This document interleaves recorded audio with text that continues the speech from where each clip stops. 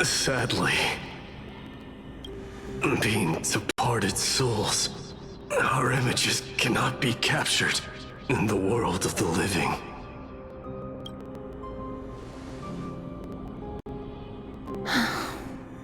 I thought so too.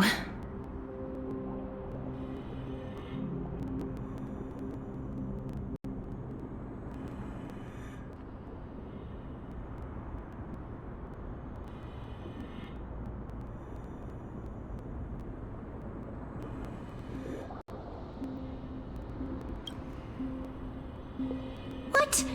Are we seriously going to leave any room for regret?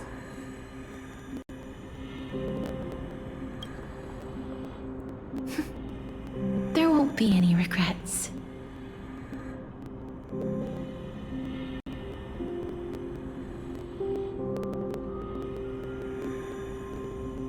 This vivid drawing surpasses any photograph from the world of the living.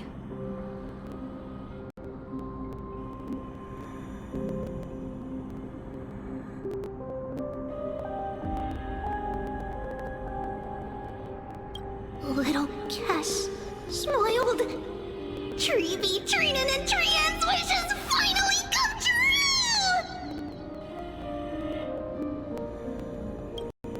I remember you once said that fate is not the flowers that bloom at the end of the road, but where people tread beyond the gate. Now, the path that belongs to me is about to reach the end.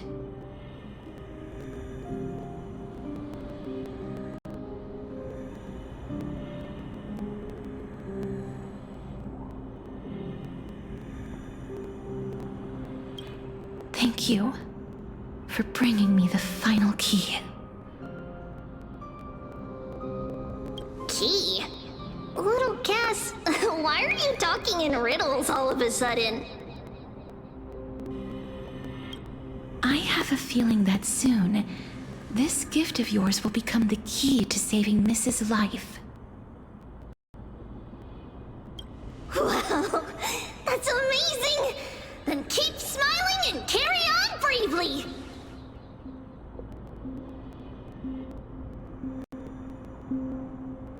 Little Cass, Little Gray, everyone, see you tomorrow!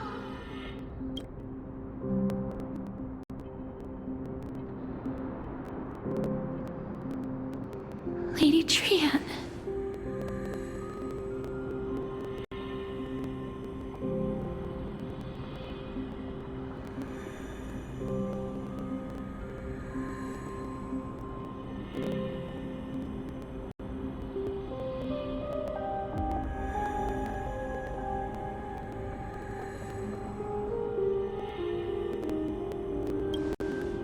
The aura of this place.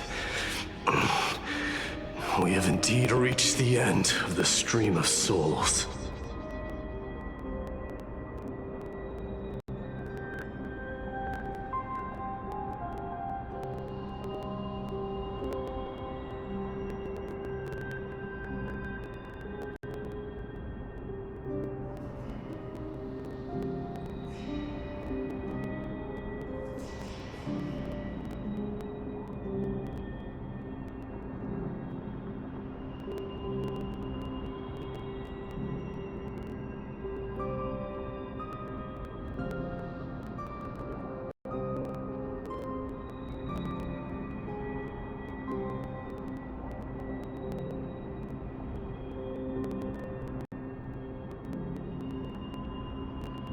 If I go any further, I might lose myself. I must leave now, for the black tide still wreaks havoc in the realm of the living.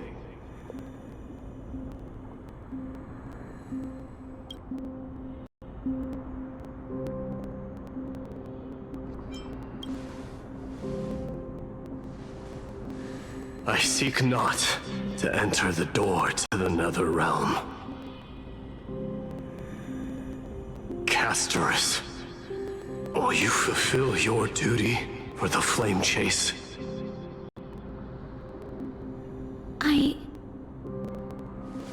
I have yet to make my decision. Lord Mighty.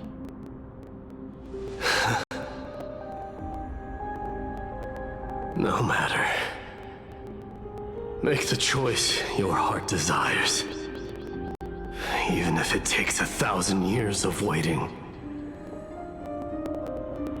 I will continue to fight till I die. Then rise from death till the miracle descends.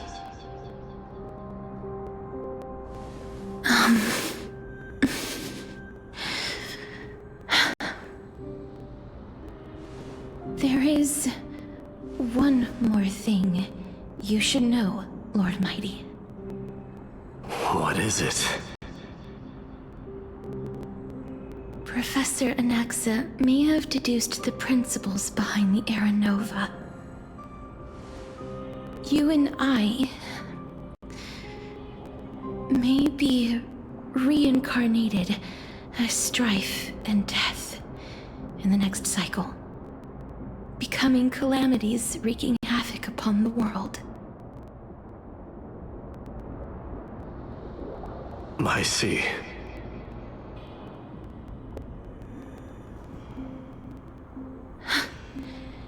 Is that all? Are you going to accept such a fate without complaints? Do you have a strategy to shatter the shackles of our fate? I haven't found it yet. Perhaps I never will. Then, cease wasting your thoughts on futile matters. Control what little you can. And when fate's inescapable grasp comes, resist it with the strength of your mighty will.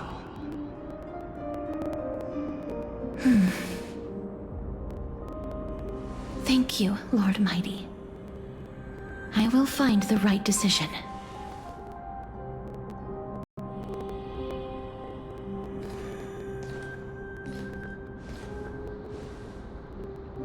In the name of strife, may you meet a fitting end.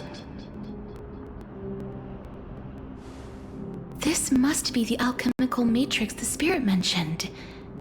Let's see.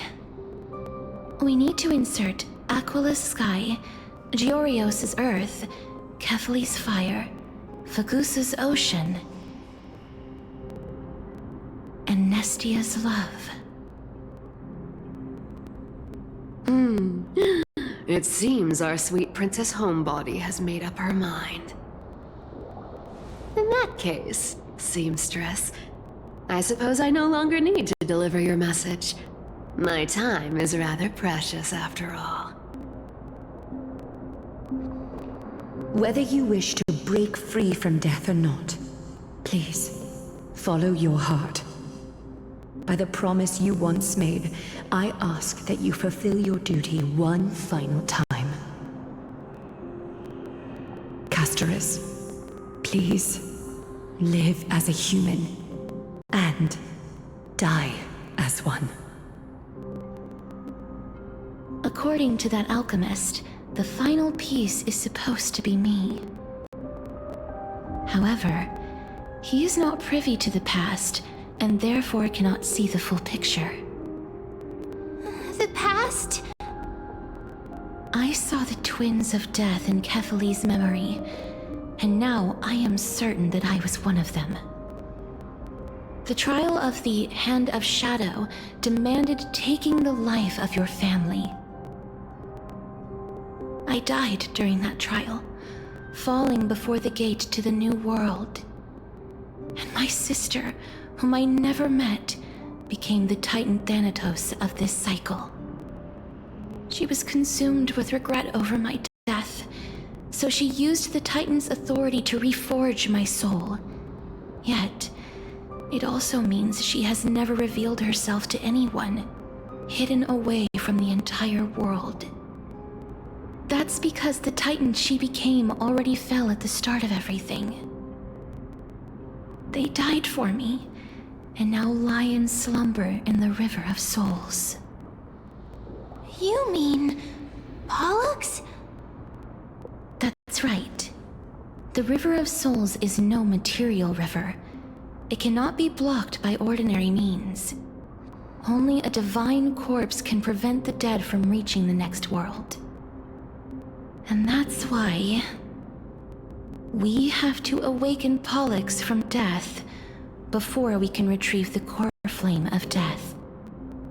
We have to reforge its body with the power of alchemy.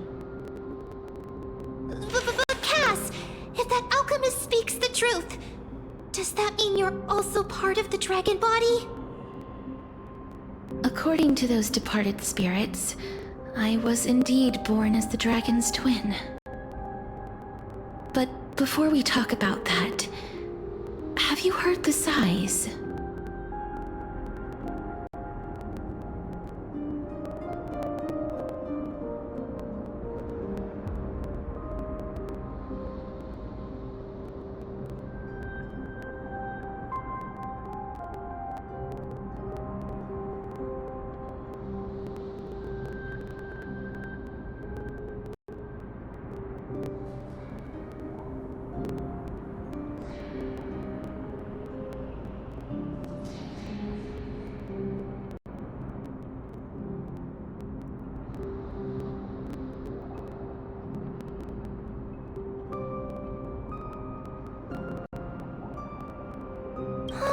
I heard them too.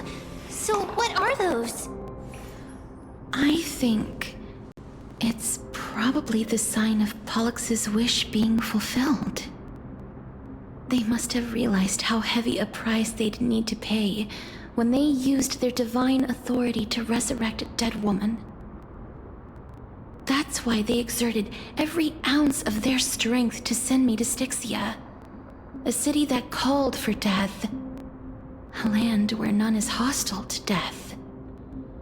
They never saw their wish fulfilled and fell so prematurely, all because they wanted to give me a new life.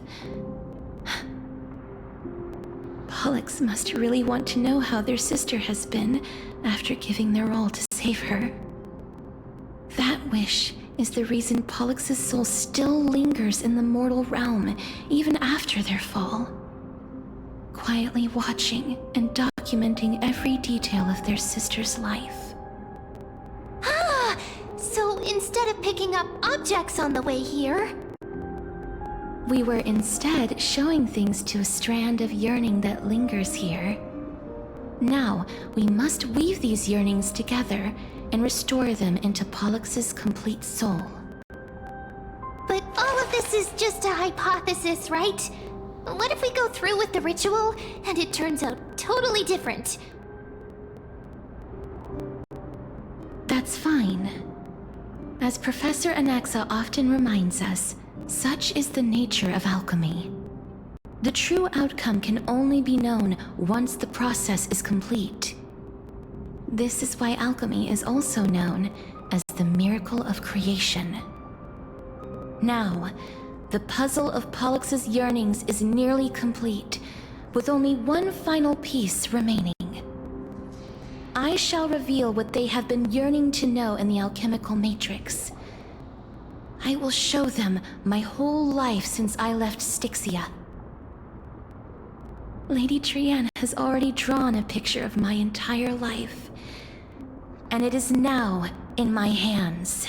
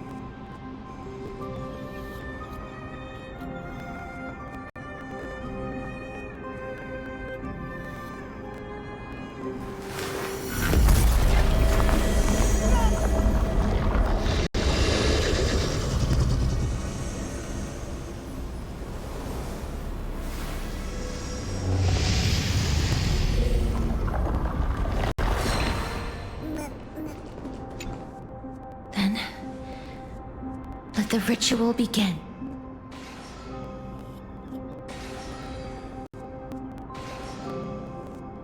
And now, the objective is complete. That is all. Such is what Professor Anaxa always says after preparing for an alchemical ritual. And now, Pollux, I shall lift you from the river of souls and reforge your soul. Perhaps you will be disturbed by this, and your body may become horrifying to behold. But if even the slightest trace of your soul remains, the soul that once ferried me to this side of the shore, then please, look at me. I wish to thank you in person. I have obtained everything you sacrificed your divinity for. Lady Holonette. Did she recognize you?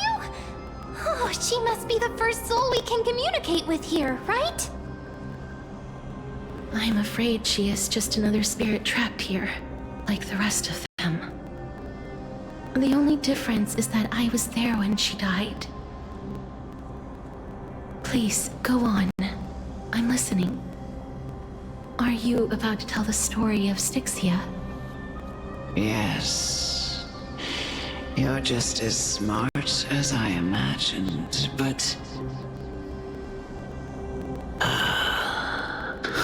never mind.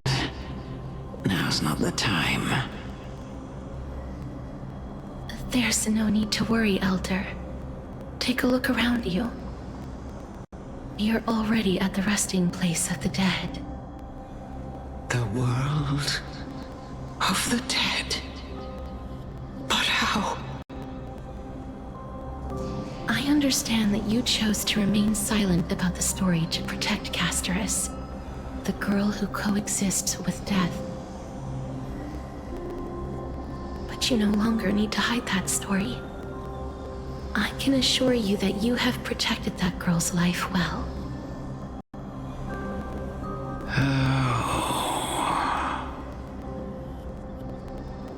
Well, in that case, let me begin. Styxia, the pearl of the ocean, plagued by unwarranted calamity and ravaged by death in the fairy tale. It was the first city-state to shift their faith towards death, even before Idonia did. From where you stand now, I suppose that's a bit hard to believe. Right? Indeed. I cannot imagine that those from the Era Chrysia, blessed with eternal life, could ever yearn for death. I have pondered the same question, child. But I am afraid there is no clear answer to it. Journeys and epics are only glorious and magnificent because all things eventually fade to dust. That's how someone once explained to me why death is necessary to the world. But I still can't take that as the final answer. Would a world without journeys and epics be worse off? I take it the one who spoke this line was a general, or perhaps a warrior. I, however, did find some inspiration in these words. Would you like to hear my thoughts, Castoris? Please enlighten me, Lady Amonette. Though I have already made up my mind on how to handle the authority and core flame of death.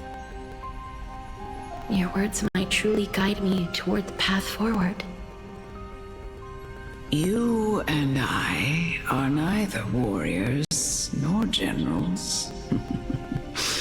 Therefore, journeys and epics cannot truly resonate with us.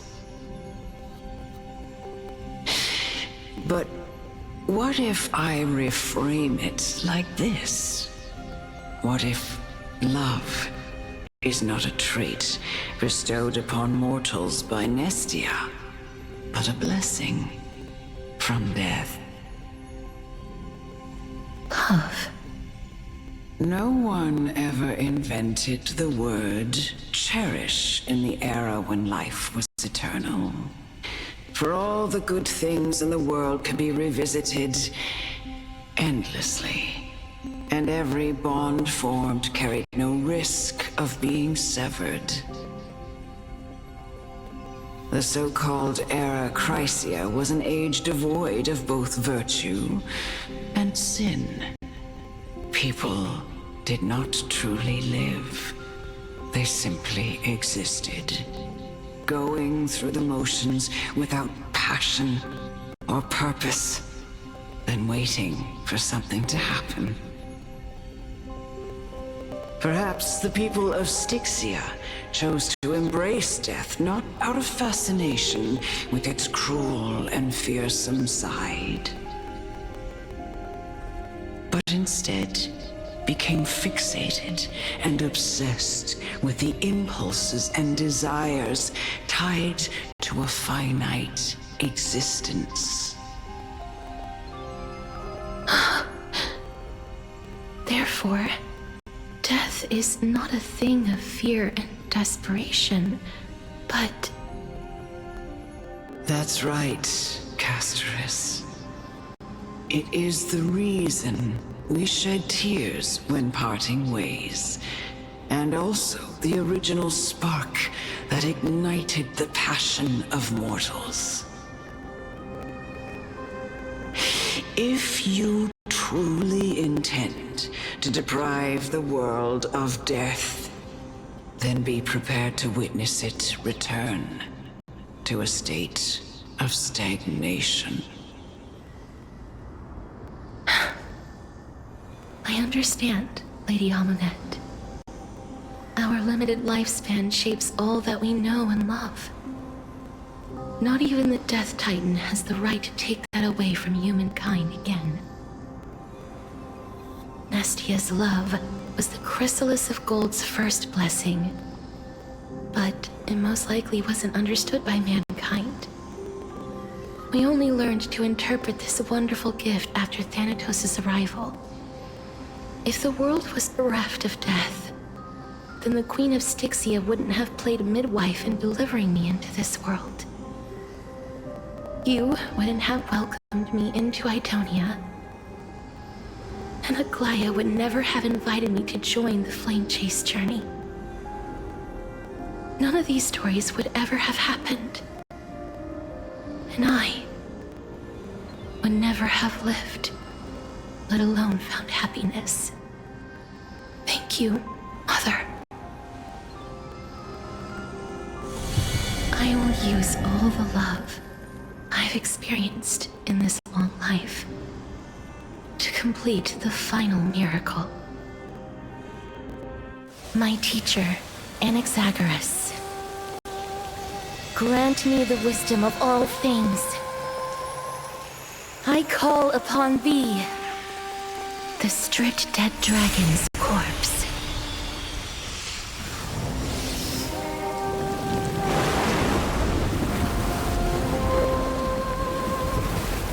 Rises from the earth, falls from the sky. As above, so below. This is the greatest power of all powers. Unstoppable in this world.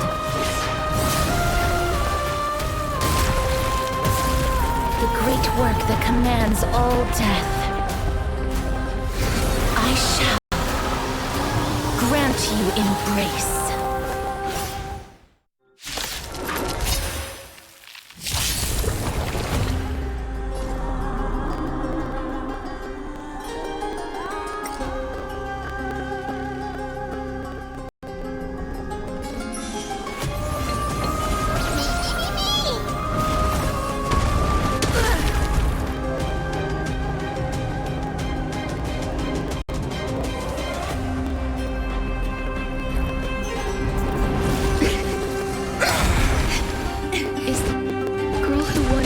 My life truly gone? Or will you show yourself again once we eradicate this hatred and regret?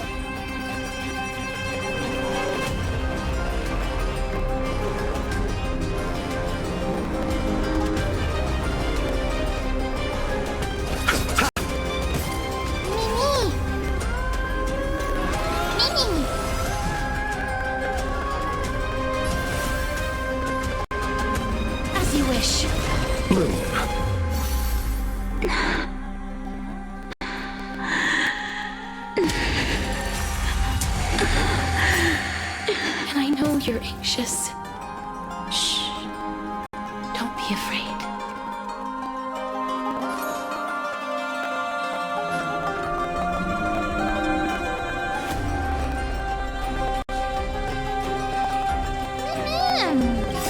Embrace a new life.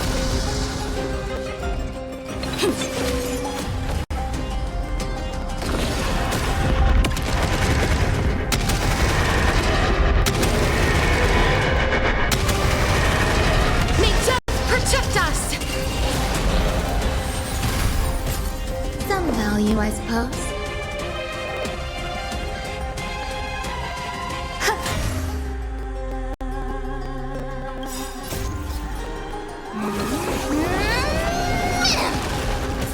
You chose the wrong enemy.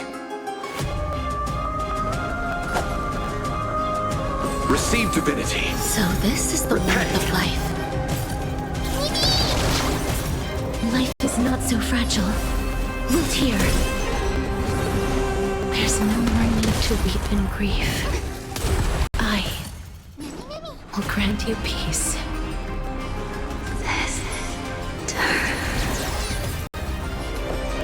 Yes, it's me. I'm back. Every petal in life's garden, all will be swept away by the wind. Embrace a new life.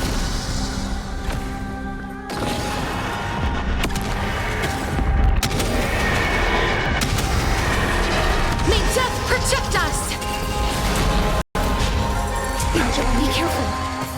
They may be moving by instinct, but there is fury welling up within them.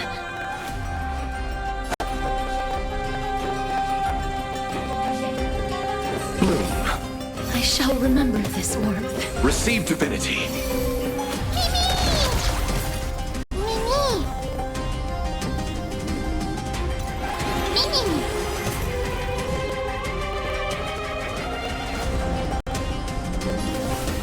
As you wish.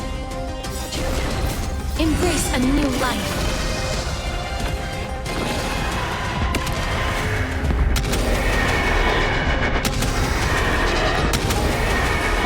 May death protect us!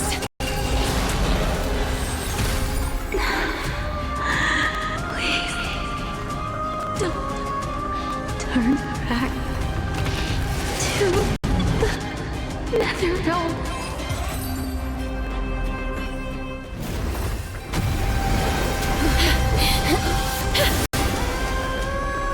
Oh, death. Sleep in peace.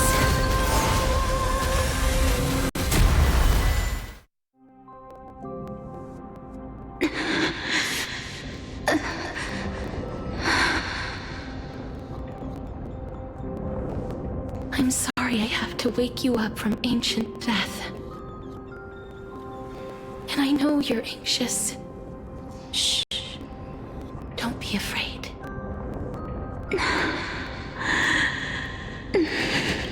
Do you remember me? I'm the girl you once carried across the Sea of Souls. I'm sorry I wasn't able to remember you, but with the help of many people, I was finally able to pick up these broken fragments of my past. I'm back, Pollux.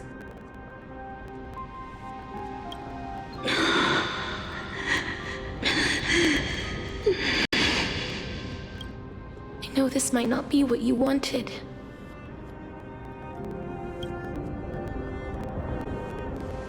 But I have to do this.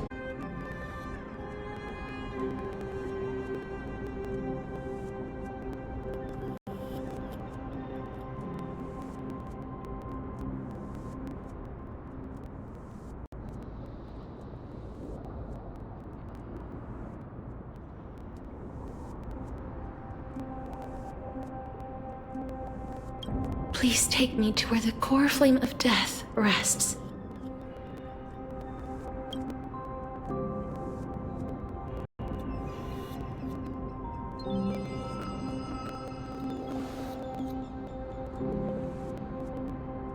I'll be going now.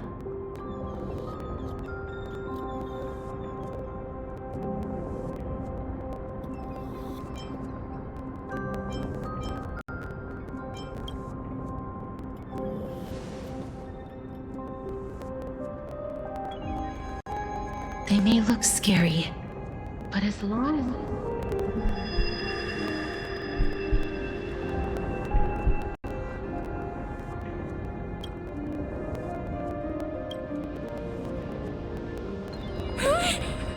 What's wrong?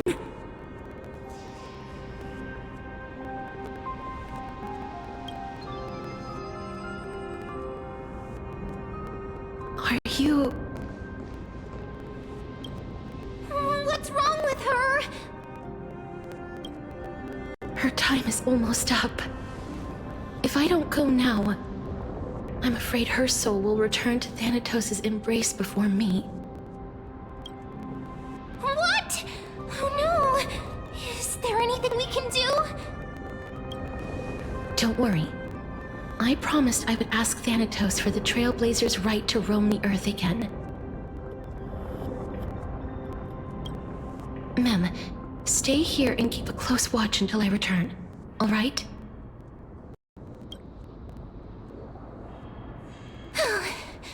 All right. I'm the best at taking care of others. Go on, Cass. Make sure not to leave yourself with any regrets.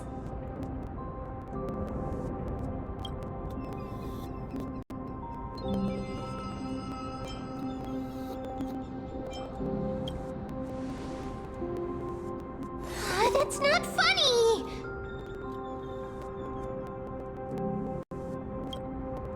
It's a deal then.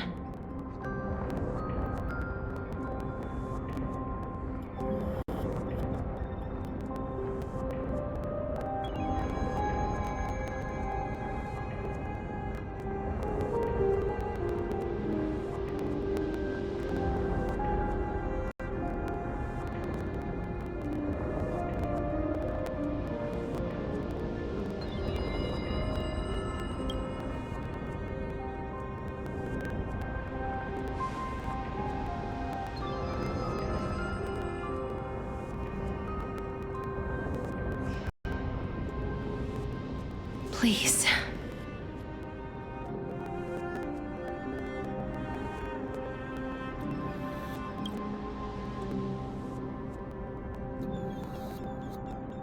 Wait for me.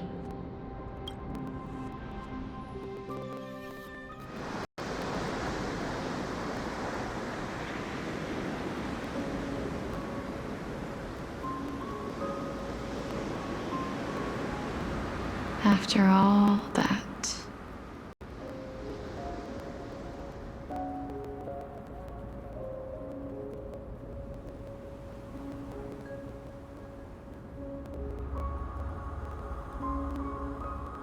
You still ended up back here.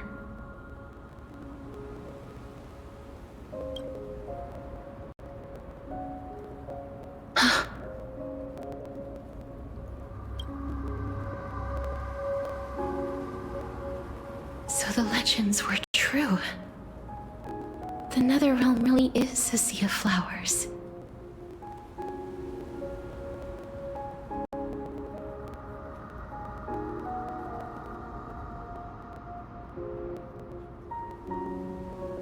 Yes.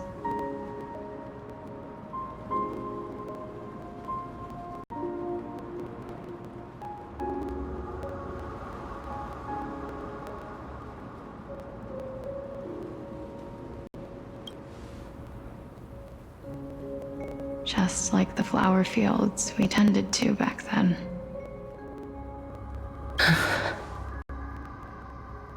Is that you, Plixia? Do you remember me? I don't have the memories from that time, but I've seen you before during an experiment.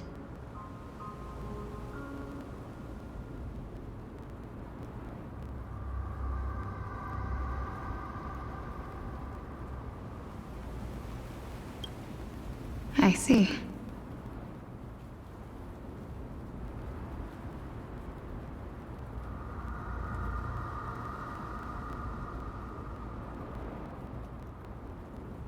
Call me Thanatos, then.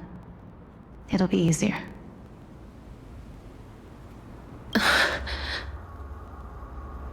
However, since you recognize the name, you must already know everything about Thanatos, right? Yes. I'm here to reforge the order of life and death in Amphorius.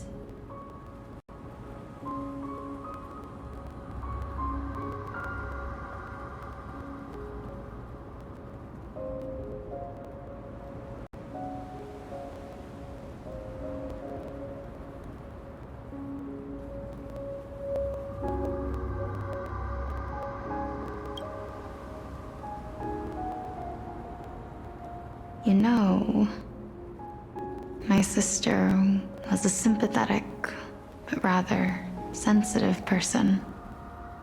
Whenever she didn't want to say what was on her mind, she would avoid eye contact and look off into the distance. Just like what you are doing now. Can you tell me about the last Era Nova? What did you do, Polixia?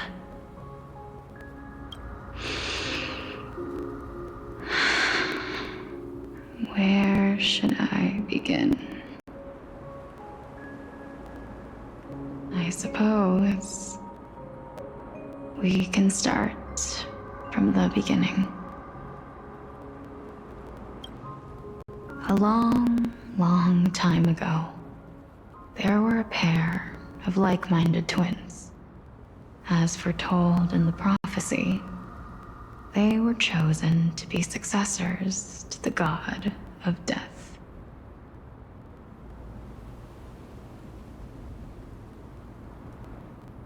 But fate was cruel. The price of attaining divinity was to take the life of a family member with our own hands. That trial was indeed recorded in that memory.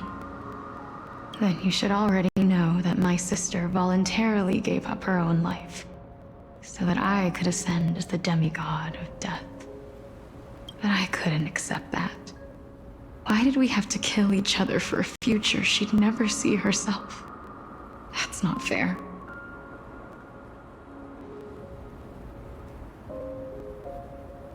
So, while weaving the laws of the new world, I shattered the forbidden bottom line for life and death. I reshaped my sister's soul and took the form of the great dragon Pollux to carry her up the River of Souls and back into the mortal realm. But our fates were already decided and manifested in unexpected ways in response to my futile actions. Aging is an unbreakable law of nature laid upon humankind, created at the same time as death. When the living die, their souls will meet Thanatos, who would determine where every soul goes.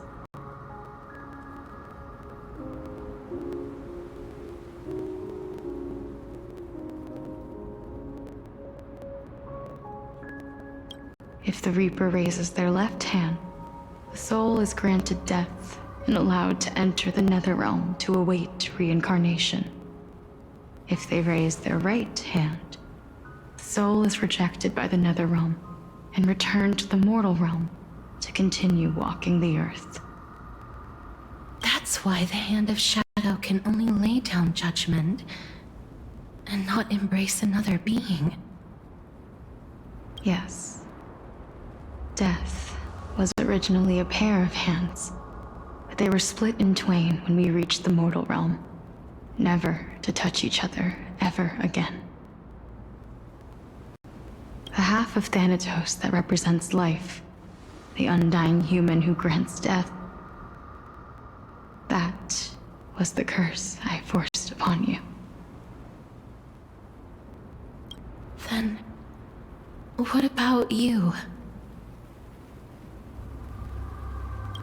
As the half of Thanatos representing death, I shoulder the fate of defying death. I died the moment I entered the world of the living. From then on, my Titan also no longer existed in this world. The cycle of life and death stopped. Souls were denied their audience with death, and were left stranded within an ever-rising river of the dead. What irony. My selfish desire to save your life gave you and the world a fate far worse than death instead. Then, what was left of my reason was left behind in the Netherrealm, where I've been taking care of these flowers day after day, until there is now a sea of them, all while mulling over the subject of life, death, parting, and enduring in endless loneliness. Fate is absurd indeed.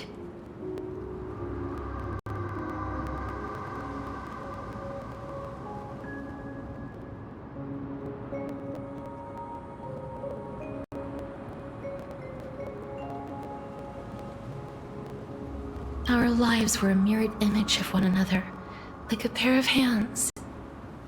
Even so, we arrived at the same destination. We walked different paths, yet experienced the same pain.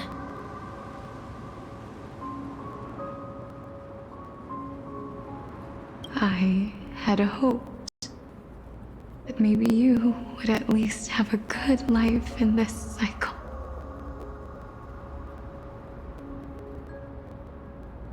I'm sorry.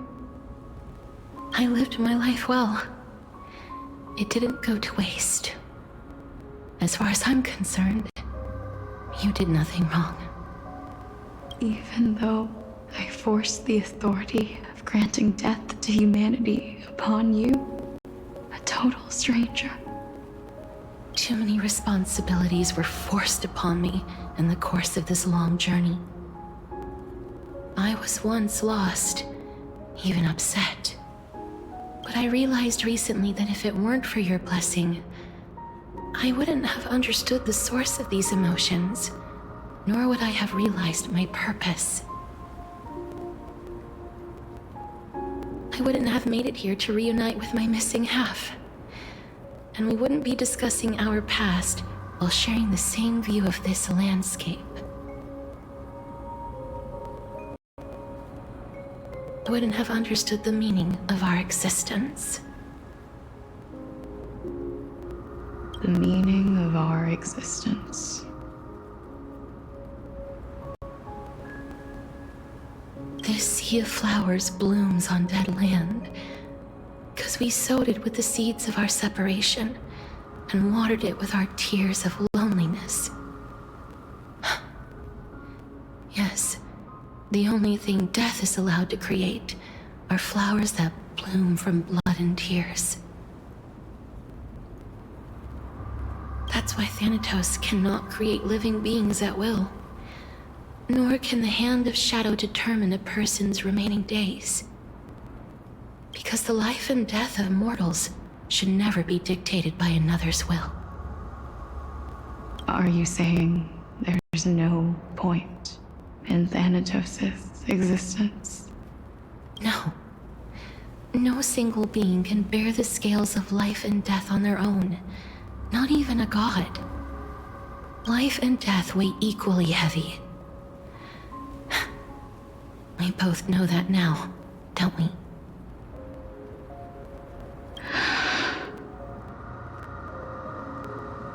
You, too, must have had a difficult life.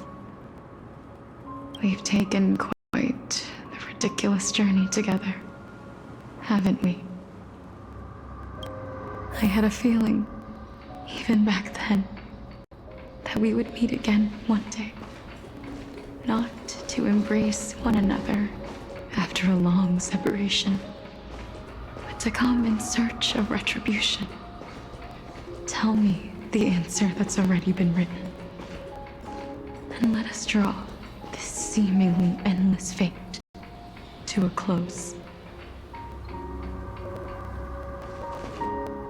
It's been far too long. I've waited here for centuries, watching day after day as desperate spirits are denied by this lonely wasteland.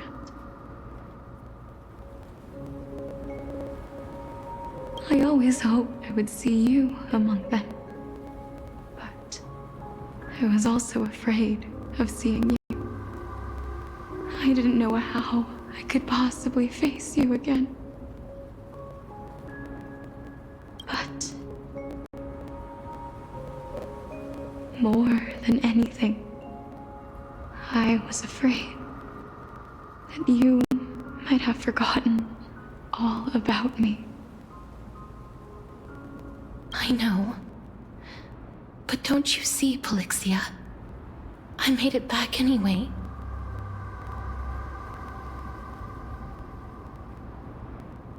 You don't have to shoulder Death's authority on your own anymore.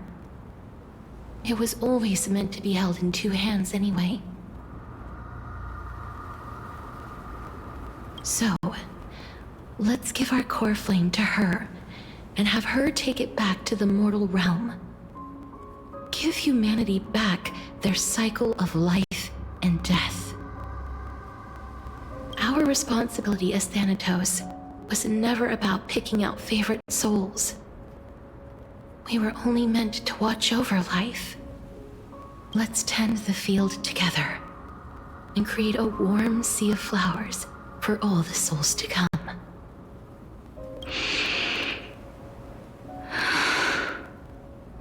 What do you think, Polixia? Yes, just one last step. You shall wither, and through that, the dead will sprout again from the remains, and be reborn with the dead flame. As foretold by the prophecy, Thanatos' authority is only destined for only one person to wield. As the Chrysos heir of death, as their demigod, as a titan. Our fated moment has arrived once again. Just like before. Yes, just like before. But unlike that time, the ones undergoing the trial this time are prepared. You've made up your mind? Yes, as dictated by fate. But I won't be afraid, as long as you're here with me.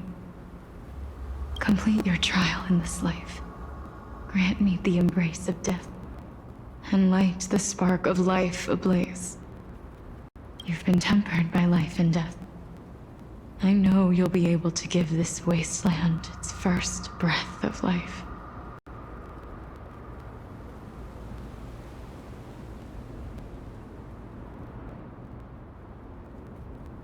Like a raven butterfly, flying swiftly into the netherrealm, perching on the twig of death.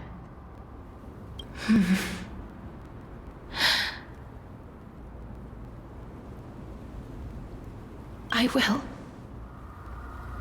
After this, I will remain permanently in the Netherrealm. The River of Souls shall return here and rain down from the sky, scattering souls across the earth. The cycle of life and death will flow once again. This sea of flowers you sowed shall bear countless joyous or sorrowful souls, and bloom evermore.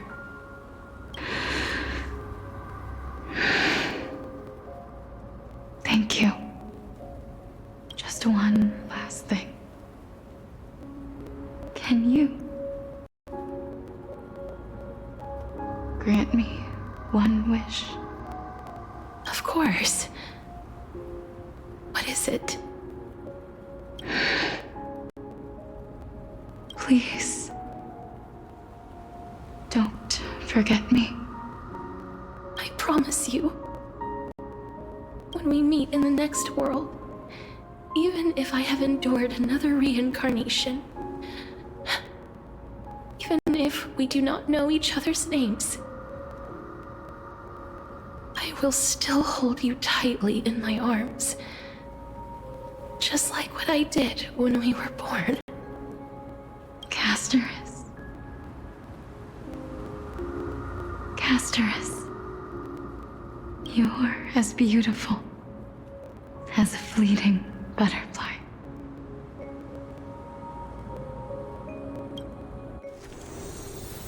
I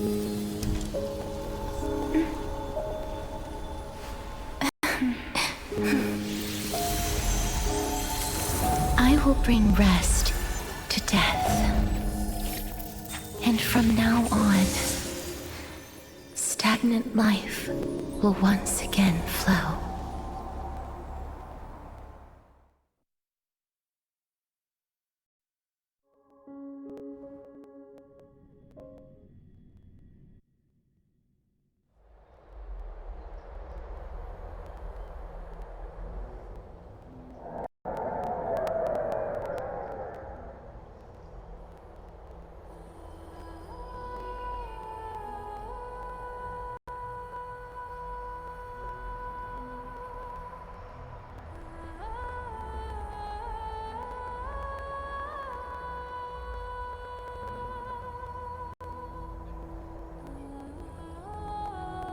Time flies.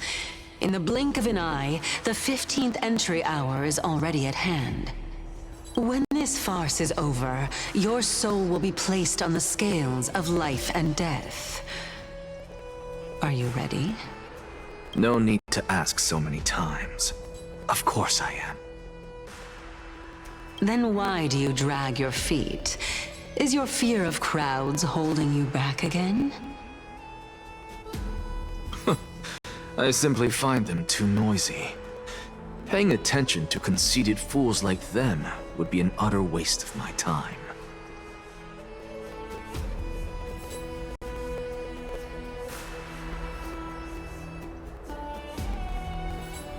Such harsh words.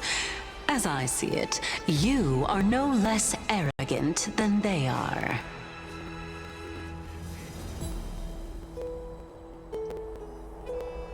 I couldn't agree more.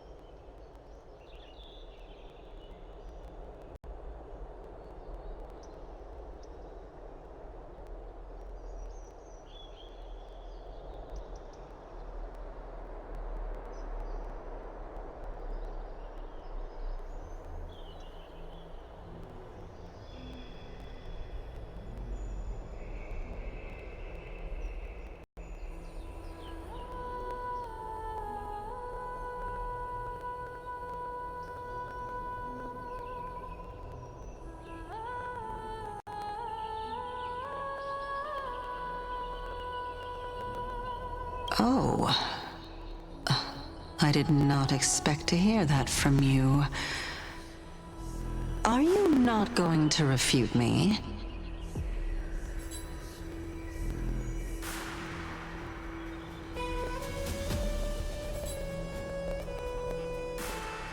I know myself better than you think I do. At the very least, better than a stowaway like you.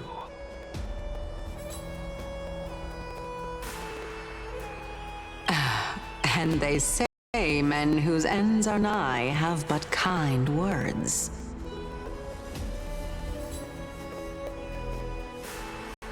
Well, that is exactly why I chose you. Should I thank you for the compliment?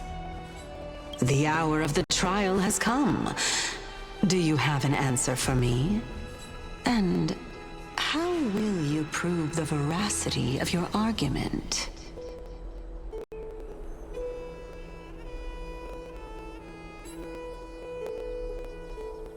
I suppose there is no point in putting this off any longer. Do you recall where we stopped the last time?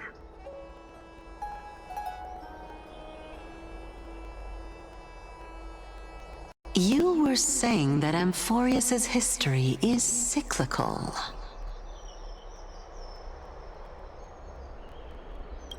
Indeed. The demigods that bear the core flames eventually become the new titans at the world's end.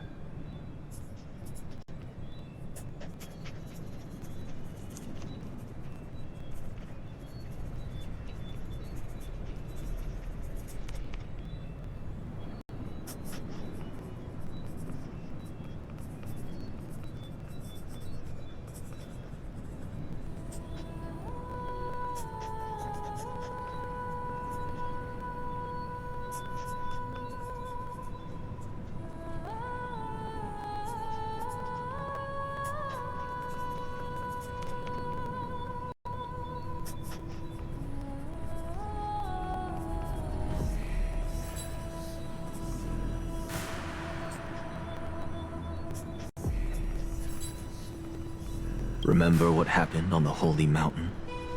Calypso, Naias. As their destined ends approached, one by one they left this world, leaving only the twins, who are fated to succeed death.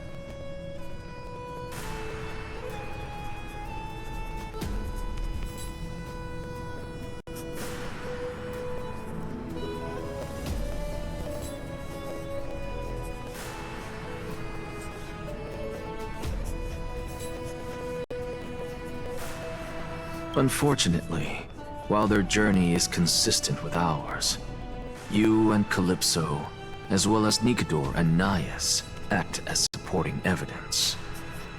I can only come up with a rough sketch for my theory of a cyclical history. For all the pains I took to reach this point, I had already lost hope of ever obtaining definitive proof. After all, the past is in the past. Proving that we are the legacies of heroes of the past is a hopeless endeavor. That is, until I met a girl named Polixia and her sister. If Castorus was truly sent from the past to the present for the Titan's self-serving reasons, then having lived through 2 cycles, and with Styxia as the pivot, she will no doubt be the link to connect all of this together. If the Twins of Death can bridge 2 cycles to reunite at the shores of the Sea of Souls, then my hypothesis will no longer be just a hypothesis. And you too will get the answer to your question. Well, that is all well and good, but how can you be so sure? If there is even the slightest error in your hypothesis, the girl will be shattered. It matters not. The most important quality a scholar must possess is foolhardiness. If you are overly cautious, then you'll never have the gumption to make the first step, and change will never come. Besides, I, Anaxagoras, am destined to overturn this farcical world. Come, let us go and teach those pathetic worms one final lesson.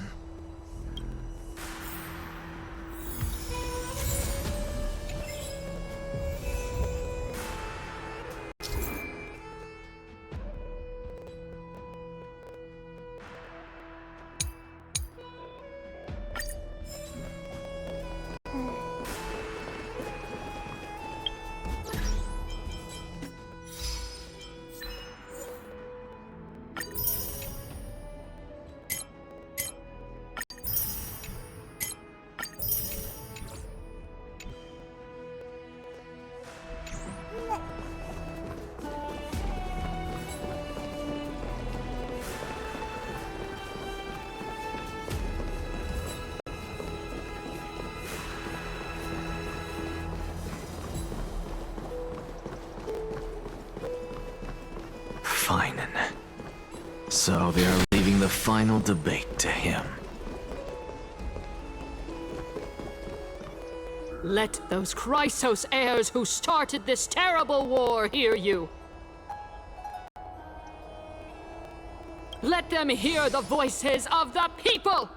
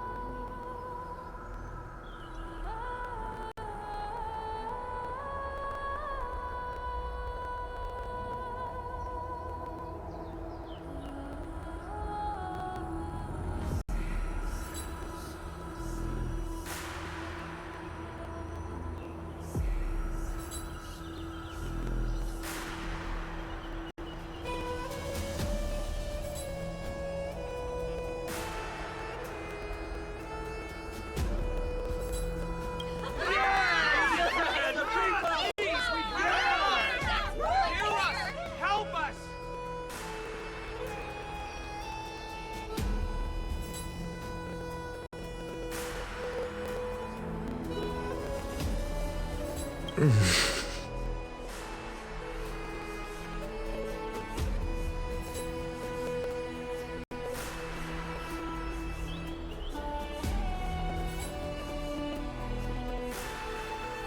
always, that woman knows how to stir up a crowd. Professor Anaxa, I thought you'd pass on this.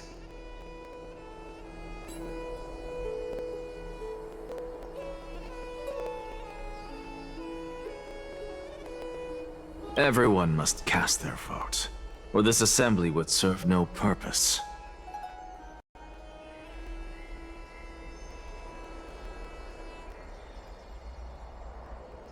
Prof, do you truly think it's wise to entrust the fate of the world to an assembly like this? Akama has stood strong under this system for 1,000 years. It stands to reason that there is purpose in its existence. But that is not what you're asking, is it? What you really want to know is Aglaya making the right decision in entrusting the fate of the world to you? Nothing ever escapes you. I didn't spend all those years teaching you for nothing. Most people only take 4 years to graduate, if I recall. To tell the truth, I feel like I'm on my way to an execution chamber instead of a podium. So, do you have an answer to that question? No, I don't. I thought so. Because that question is not yours to ask in the first place. Is Aglaya entrusting the world to you the right decision? Don't make me laugh. That is a question that woman must answer herself. Why are you fretting about this on her behalf? Or have you been seeing yourself as her pawn all this time? Listen up. I'll say this only once. Flip your perspective around and ask yourself this instead. What should I do to ensure that the world doesn't stray from the correct path? That is what you should be thinking about. You still have time, so give it some thought. Oh, and don't bother telling me the answer. Tell it to those begging for salvation from the gods. Got it. Thank you, Professor Anaxa. That's Anaxagoras to you. Who will you be voting for? That'll depend on how well you perform. May Circe safeguard your thoughts.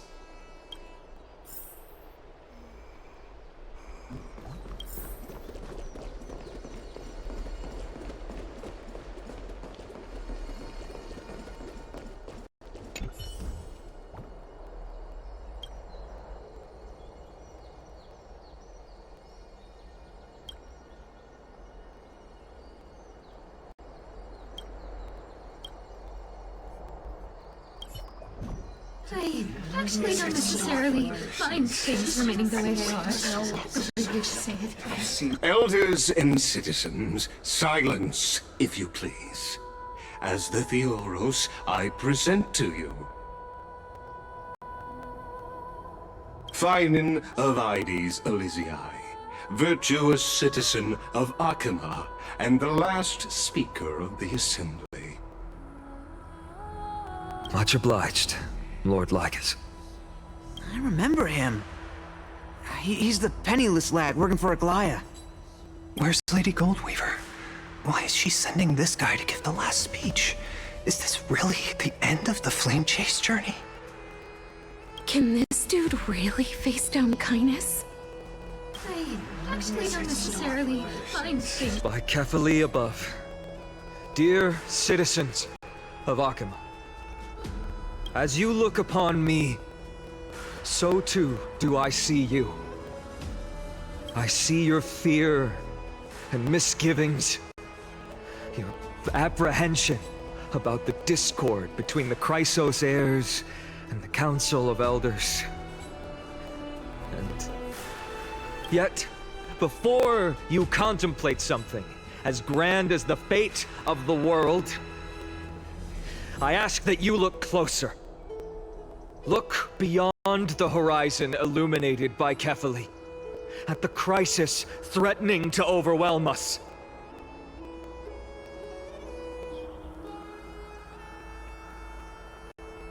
What?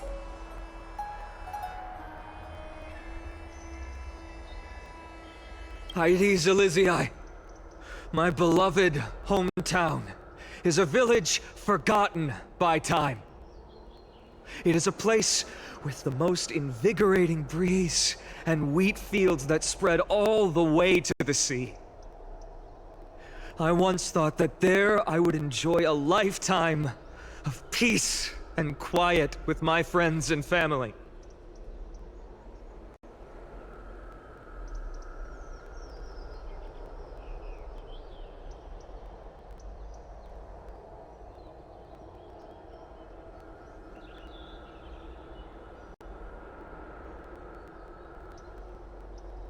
How I wish I could invite all of you to that paradise, far from the noise and chatter of the world. Alas, I can't. Because she, and all that she nurtured, all that I loved, they have long been devoured by the black tide. My beloved home is no more.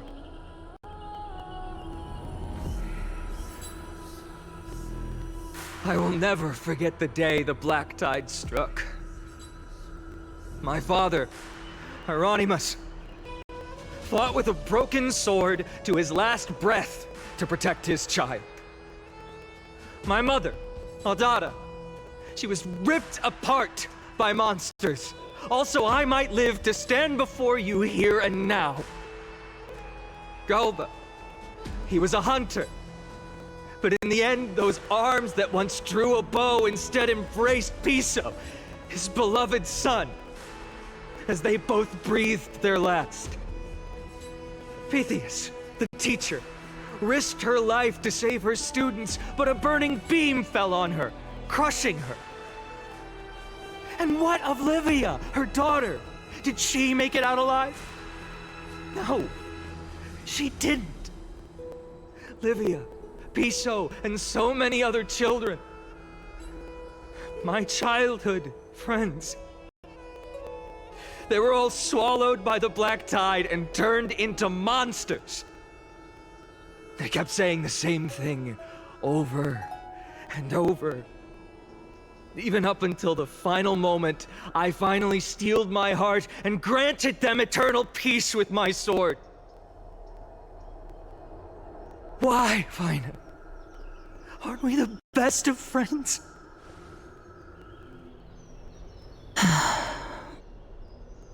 That is the black tide. A looming threat that can bring Akima to its knees any time. Kindness may have promised that with the 3 Titans of Calamity Con, Akima will return to an era Chrysia once more, but much as it pains me, I must disappoint you. While the demigod of strife has done everything in his power to hold them back, they are still coming. By now, the name of that black-robed swordmaster, the Flame Reaper, has likely echoed throughout the city already. The roaring thunder is a message from the strife demigod. The Flame Reaper has risen from death, and they hunger for the core flames of the gods.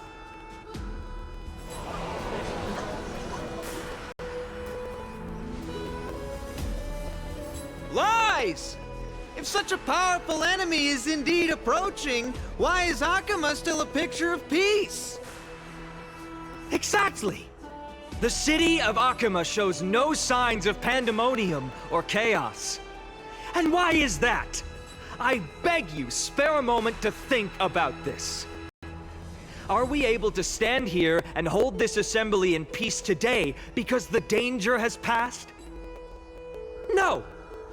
This peace we enjoy is no gift of fate.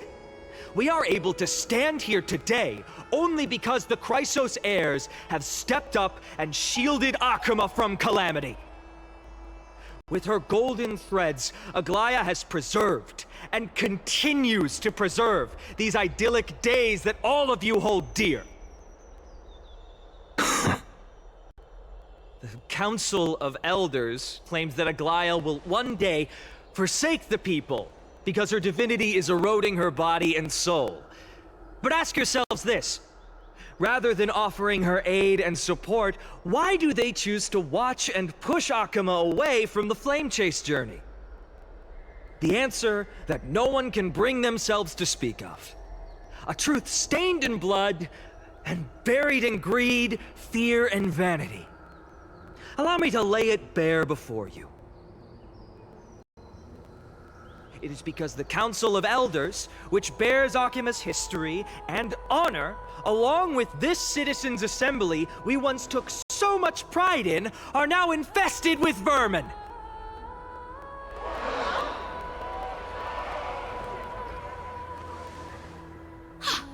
You insolent whelp! How dare you! It is true that Aglaya has reached her limit. Why? Because she has been working tirelessly to weave the defenses of our holy city against the encroaching evil. All while these vermin are making up baseless accusations about her and scheming in the shadows. Not once has she ever failed Akuma. Yet these vermin attempt to tear her apart, tarnishing her name with unfounded allegations. She may have been blessed by divinity, but hasn't her heart always stayed true to humanity? They attempt to mislead you and reduce this assembly to a crude standoff between gods and humans, but citizens of Akuma. Once more, I implore you to open your eyes and look at those around you. Examine them closely. Beneath all that finery, do you see the good heart of a human? Or the poisonous glands of a pest? Make your judgment, then turn your gaze to the demigods, whom so many of you regard as cold and merciless. Do you not see the light of humanity in them? And those who wear the mask of humanity, yet utter only hurtful, slanderous words, can you not see that their souls have been corrupted by power?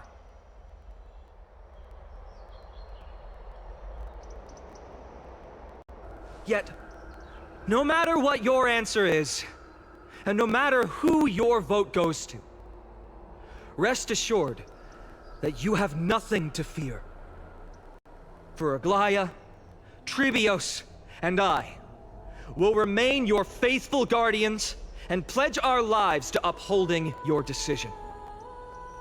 And this vow will stay true until the end of our days, where it will be passed on to future Flame Chasers. A steadfast and unwavering promise that shall endure through the ages. Absolutely right. The Chrysos heirs have only our best interests in mind. I still don't understand how they never believe our Petals are always have to end. So,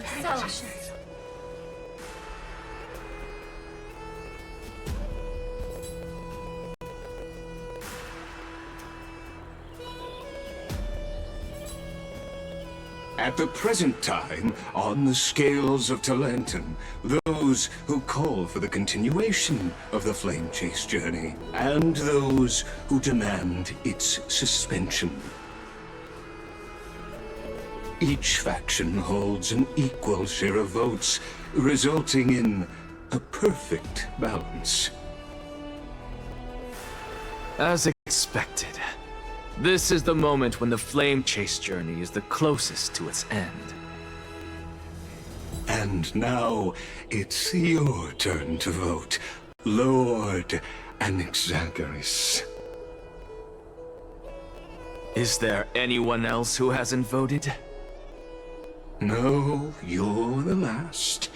Cast your vote with care, for your decision will break this impasse. I have long since made a decision. Very well. May you bring much needed change to this farcical world.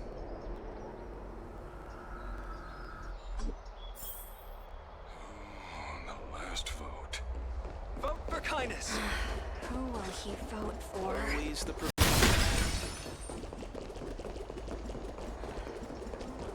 Talk about a grand entrance. Talk about a grand entrance. Die miscast.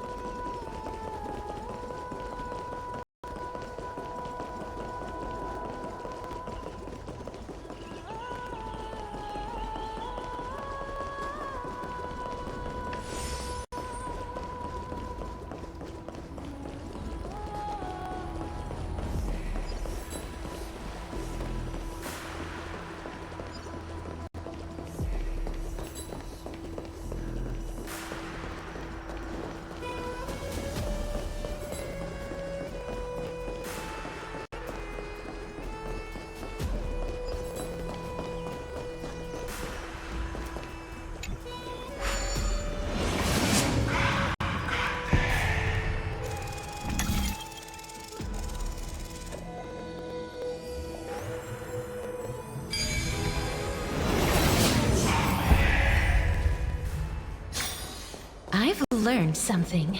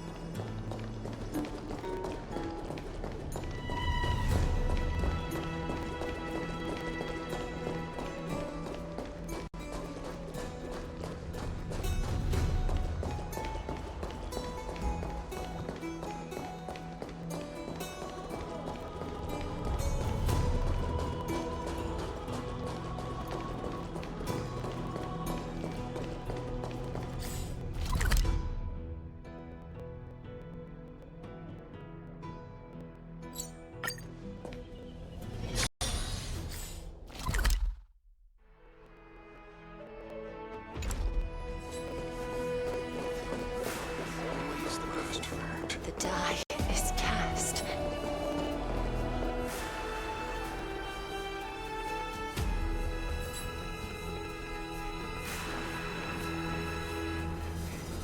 You've done well, Finan. Given the circumstances, delivering a rousing speech to stir up emotions was a prudent move.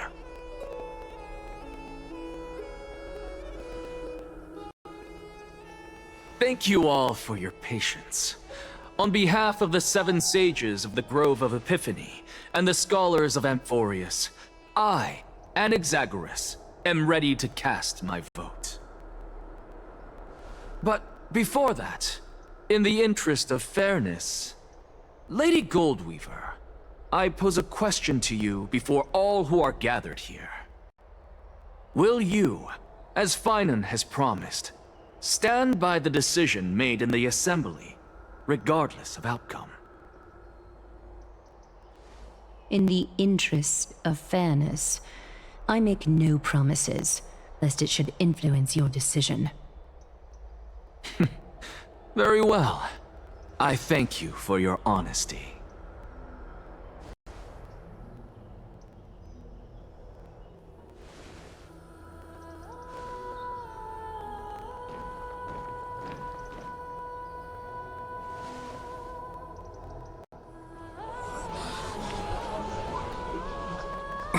What's he doing?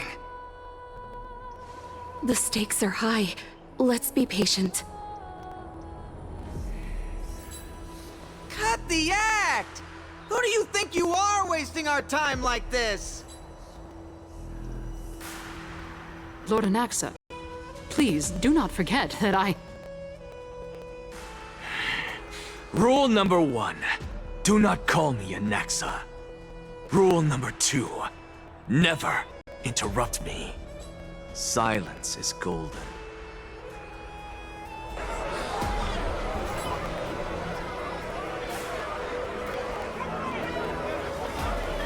Just vote already. What are you waiting for?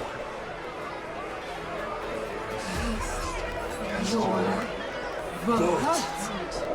Cast your vote. Cast your vote.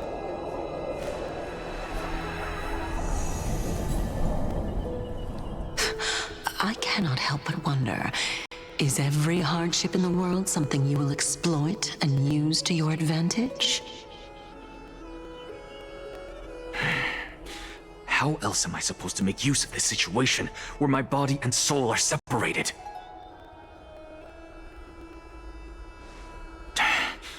Oh, Circes. Or should I say Calypso?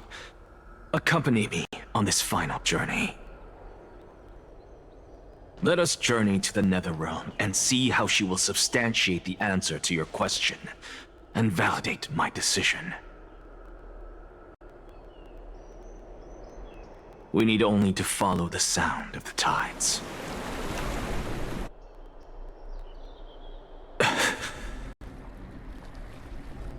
You are... Well done, child. Just as I foresaw, you have achieved great things. Teacher. What a twist of fate.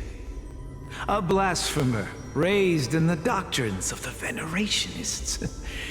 It's like a foal kicking its mother in the belly after taking all her milk.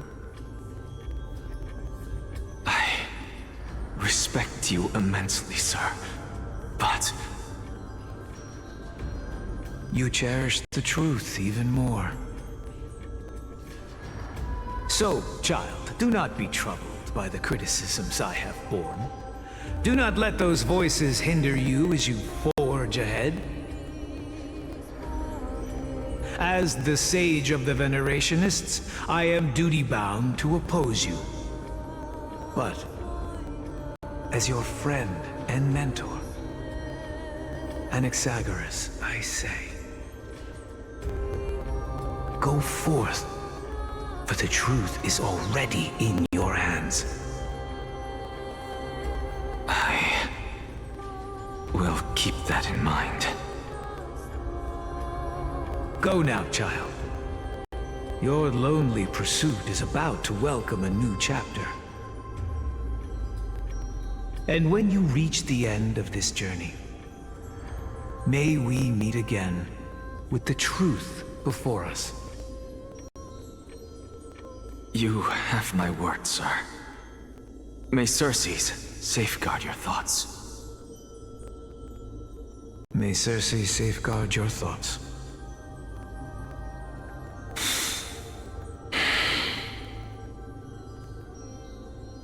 You are right, Empedocles. My lonely pursuit is about to welcome a new chapter. I must be on my way now. May we meet again with the truth before us, Empedocles. What are you waiting for? Just cast your vote. Silence! Silence, everyone! Behold, Circes, here at the center of the world, I shall write the final step of my proof. For this place is but one step away from the truth.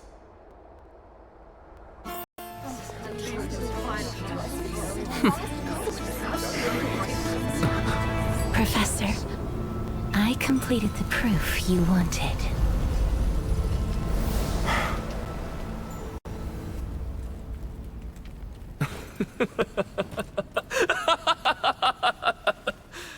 Thank you, Castorus. The answer is plain as day. My vote goes to the Flame Chase journey and nothing else! Elder Kindness, I have deciphered the truth of this world!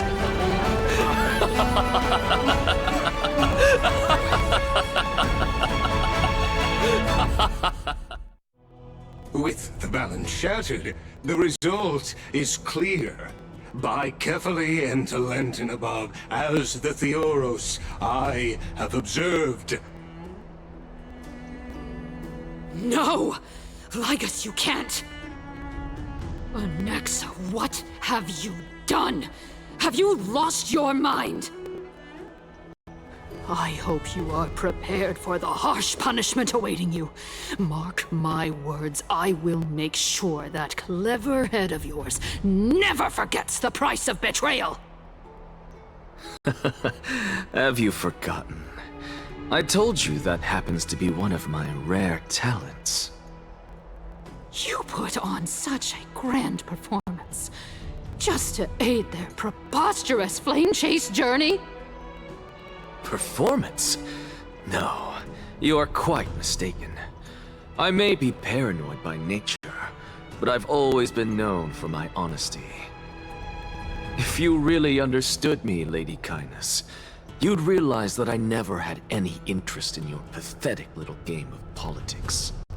Factions, standpoints, they are jokes in my eyes. I have never once switched sides. Because I, and I alone, am the truth. Lady Kindness, with all the citizens here as witnesses, we should honor the spirit of democracy and respect the decision of this assembly. I have observed that Akama has chosen her destiny. This citizens' assembly has resolved to continue the flame chase journey.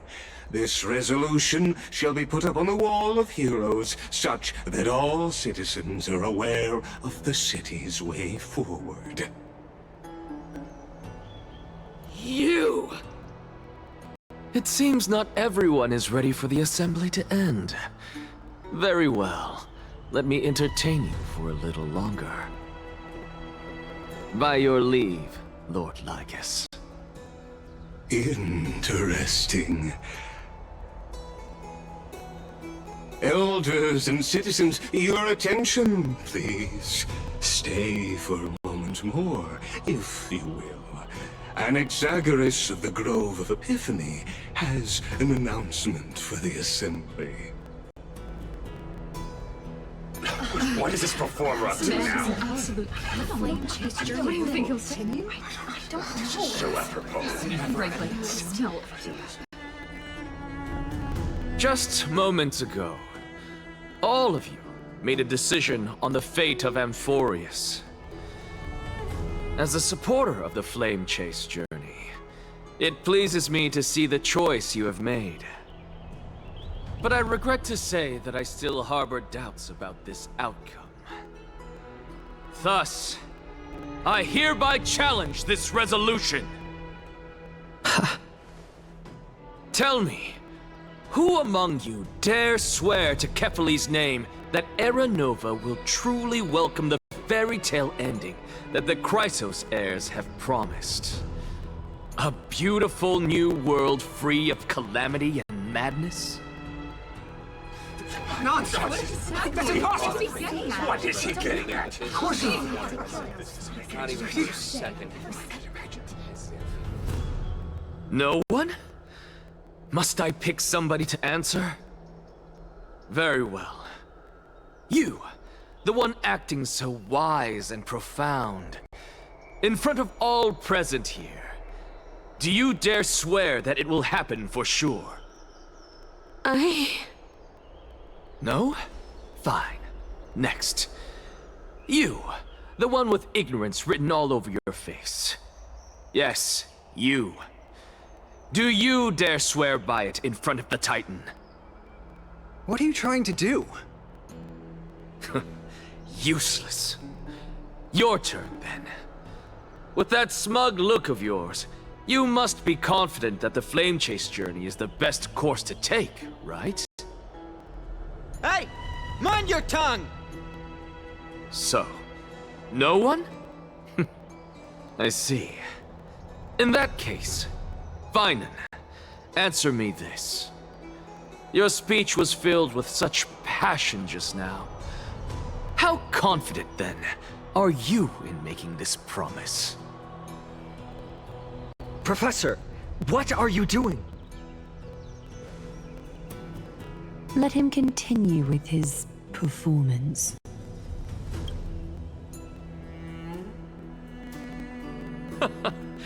Will you look at that? Even Finan and Aglaya lack the courage to make such a promise. And what's even more absurd is that no one but I can promise you this new world. And yet, the Assembly passed the resolution anyway. But you needn't worry, because I knew better than to trust you good-for-nothings. That is precisely why I am here today. To give you one final lecture. Now listen up and listen well. I, Anaxagoras of the Grove of Epiphany, hereby declare everything that the Flame Chase journey promises is true! Finan of Ides Elysiae, the prophesied demigod who shall succeed Kefali, will reforge each and every one of us in the new world with his complete, intact memories. What? The core flame-bearing titans were the Chrysos heirs of yesterday. And the Chrysos heirs who carry the core flames today will become the titans of tomorrow. All of our souls shall endure for eternity in the miracle of the World-Bearer. And all under Kefali's protection shall step into that new world.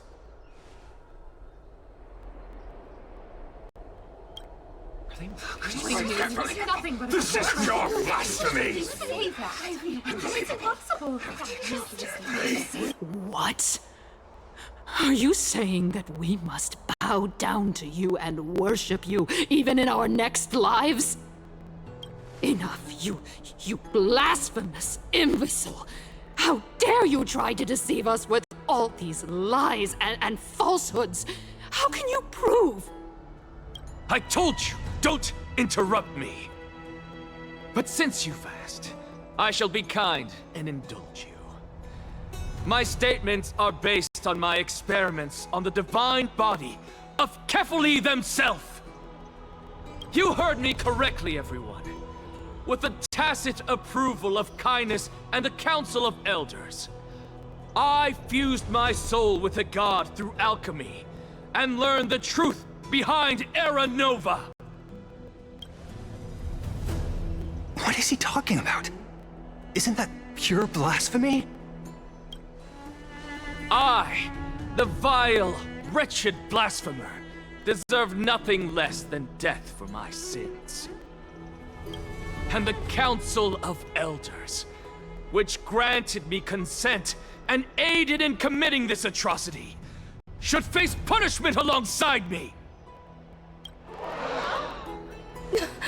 By the gods! Even Kindness has betrayed Akuma! The kindness of God.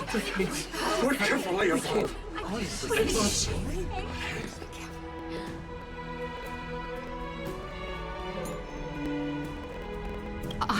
I had no knowledge of his transgressions. He did that on his own. The Council of Elders bears no responsibility for his actions. Lord Lygus, as the esteemed Theoros, are you going to simply stand by and allow the Council of Elders to be dragged through the mud? If the accusation is true, I will acknowledge it. If not, my conscience stands unburdened. Lady Kindness, the reputation of the Council of Elders was not built in a day, nor will it be shattered overnight. Repercussions await those who fool the people, and punishment must be meted out on those who abandon their vows. We should respect this beautiful city and her people. You... Lady Aglaya, the Gold Weaver, I humbly ask that you take on the responsibility of overseeing this judgment in the name of the fairness of Talantin and the justice of Kefali. Considering the circumstances, and in accordance with Akuma's codex as the only demigod among us, you shall rightfully wield this authority. The honor is mine to bear. How is this permitted? Elders and citizens, silence, if you please. Anaxagoras of the Grove of Epiphany has made his statement clear. As per Akuma's codex, I request all present citizens to stand with me in exercising the right of judgment.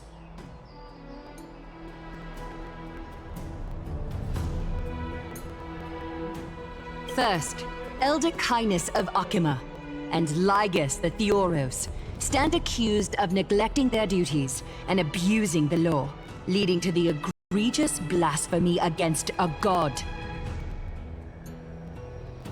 In the names of Talantin and Kefali, Akuma is to form a committee before the 7th action hour to conduct an investigation and disclose the findings to the public for subsequent judgment. Yes! That's what we deserve! Agreed! Agreed!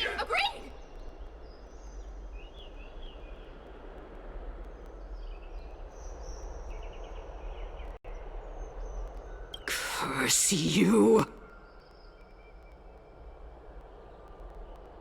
Now, concerning Anaxagoras of the Grove of Epiphany, he has confessed to grave blasphemy against Kefali. In the names of Talantin and Kefali, the accused must be allowed to hear the people's voice prior to the execution, for a chance at a reduced sentence and possible pardon.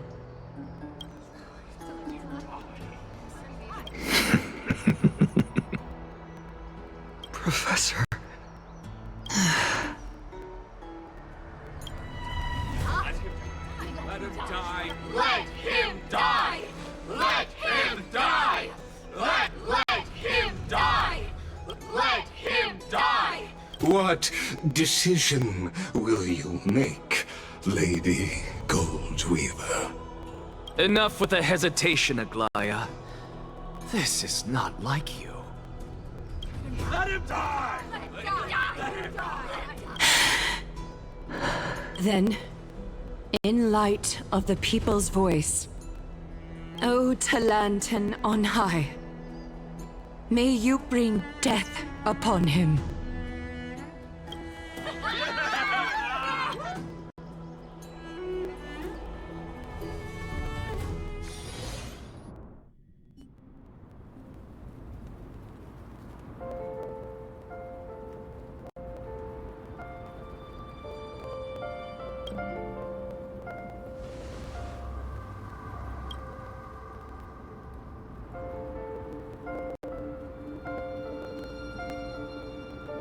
Allow me to reintroduce myself.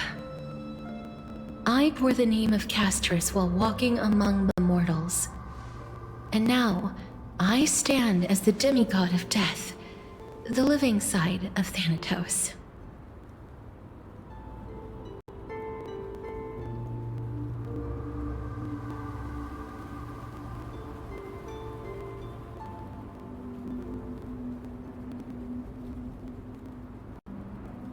Welcome to my realm, where the west wind ends.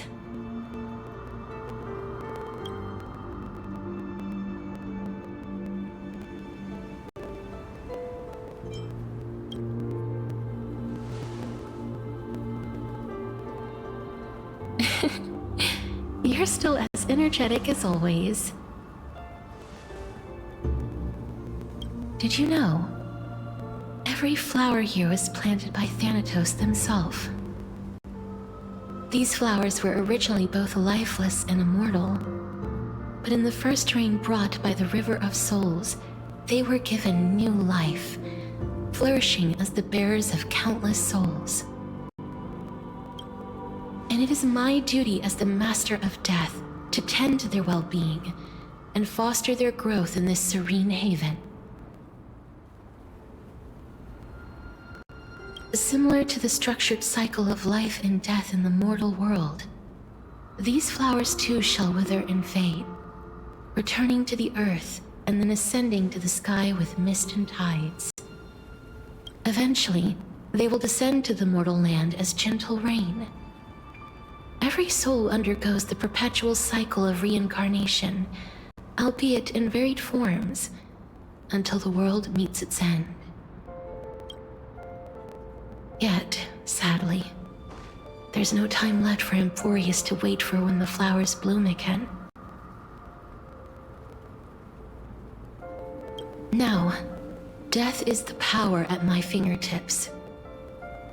It once led the souls of the deceased here, but I shall open the gate of the netherworld and return you to the realm of the living. In exchange, please, take the core flame of death with you and complete the flame chase journey.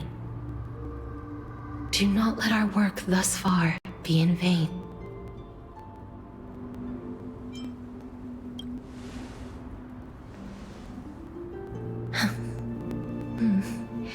Just like the other demigods, I will stay here and embrace my destiny.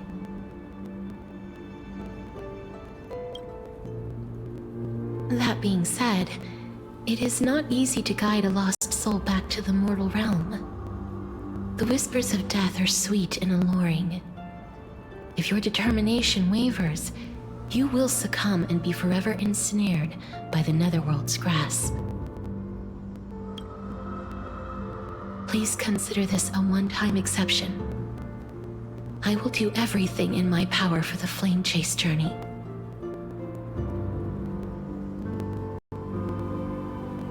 And for your life, the only life I can save. I am glad to hear that.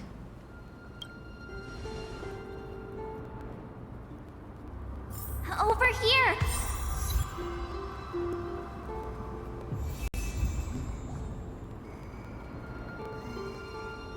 I believe in you.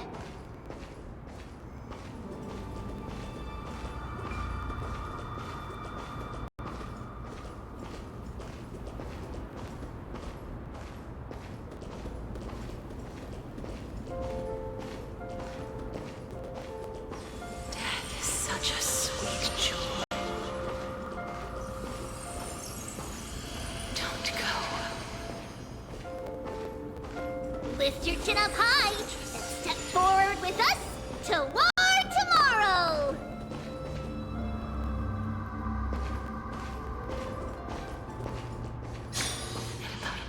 Such a sweet joy. Don't go.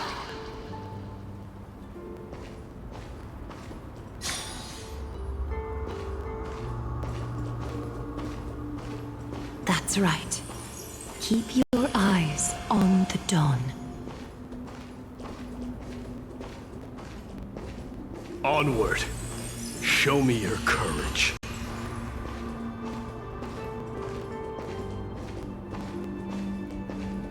Partner, we shall become heroes together.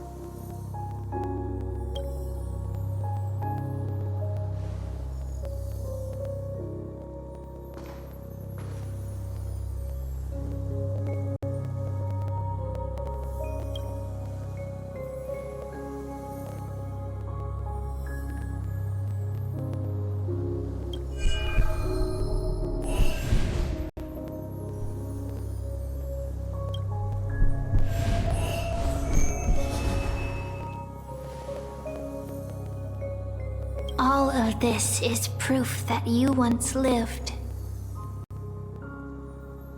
Your soul, your memories, the years you've journeyed through, and the path they revealed, leading you back home. So, continue onward. Do not stop moving forward, and do not let her sacrifice and the support of all who have stood by you be in vain. Over here, friend! Take my hand! Let's go home.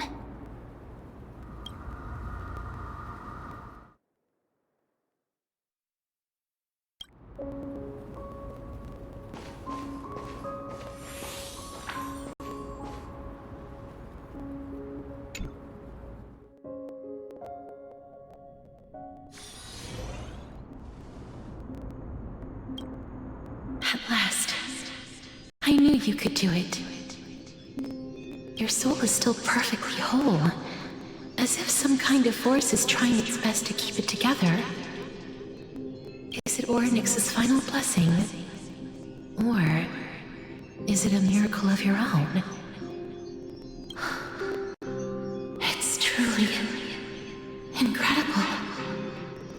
Such a strange surge of familiarity. Perhaps it is fate, once again fulfilling its own design. Or perhaps it is the laws from beyond the sky, so familiar to you, that intertwined our fates long ago.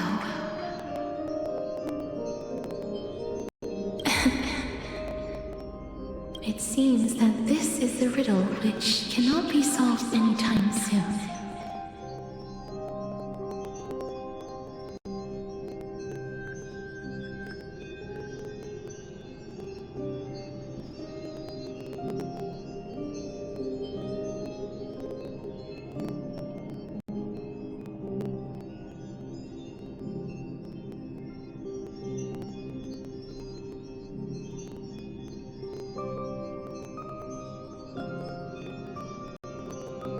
The sensation of becoming a demigod is truly wondrous. It's as if the river of souls is winding its way through the depths of my spirit, transforming with each breath into a fine rain that nourishes the world.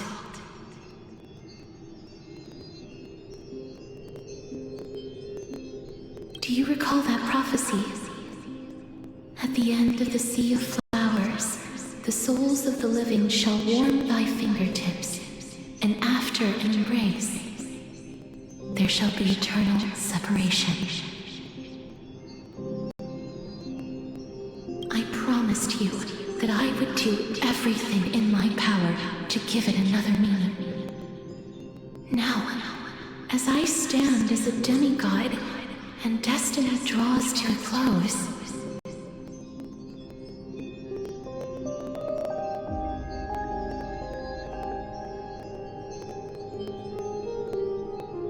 I can finally end it in a way that is as beautiful as it deserves. The wish I once sought but could never grasp is now within reach. In this brand new world, every blooming life will lift its arms in celebration and recount the profound meaning of this very instant. Every touch, every embrace we share will never again be an ice-cold loss. They will radiate with an intense warmth, sowing love far and wide throughout the land.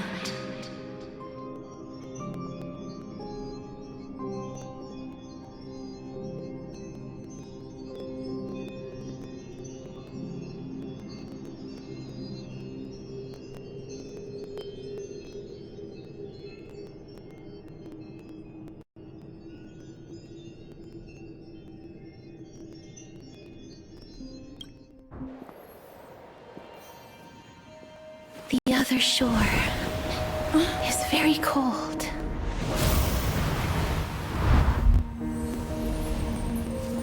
May I borrow your warmth one last time?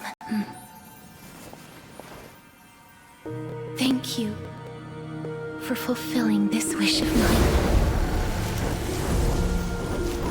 The place I'll be going to is what humans call the Land of Sorrows. But with this heartbeat and the residual heat of this embrace, I shall turn the nether realm into a gentle place of rest.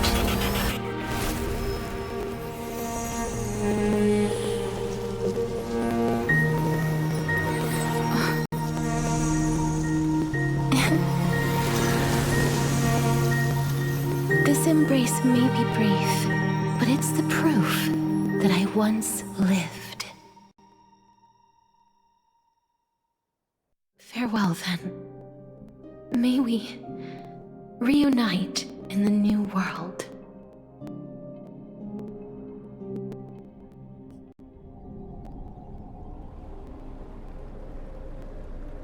That grand and absurd performance was what you've been seeking your whole life?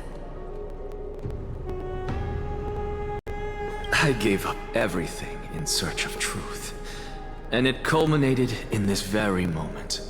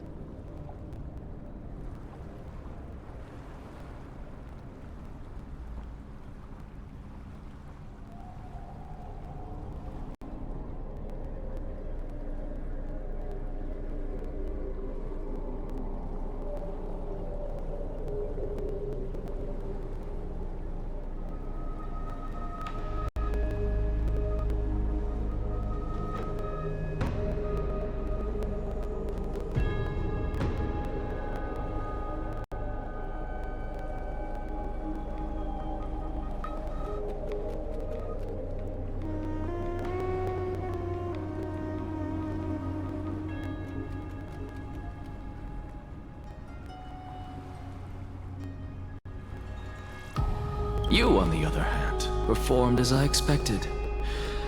You did not hesitate when you saw the chance to attain power. It's as if you... Crave power, like a fly craves rot. Those are your words, not mine. But what you said at the end, did you already know what I had planned for Thynan? I may have lost an eye, but my vision is clearer than anyone else. You've nearly exhausted your humanity. You're no different from my current state as a walking corpse. That's true. I've long since burned to ash over the past 1,000 years. Only he is capable of unleashing a raging fire that rivals our final great enemy, Aquila. So, this is our last chance. How about we let go of the bad blood between us? May I resonate with your core flame, Aglaya? Please do. That's impossible. To persist with your soul thinned to such an extent. You're insane.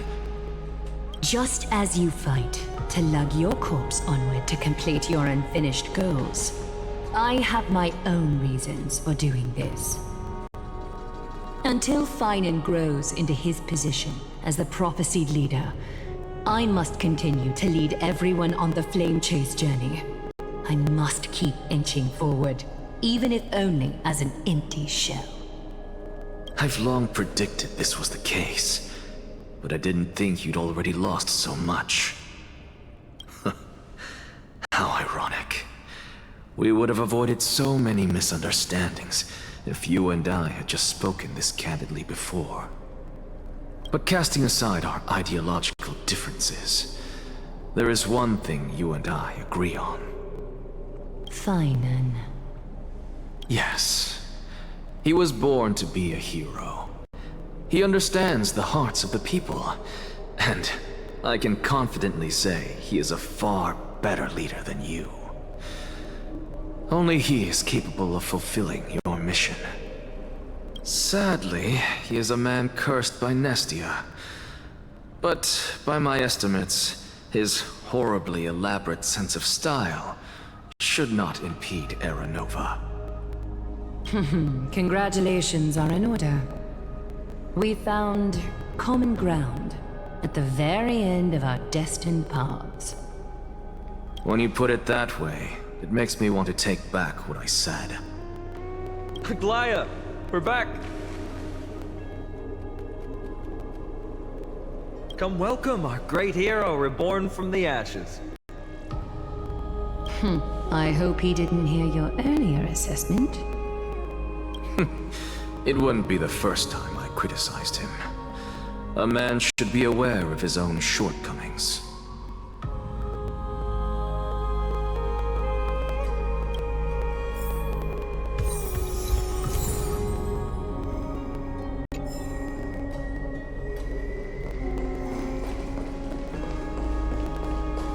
I'm gladdened by your triumphant return. But I don't see Castris among your number.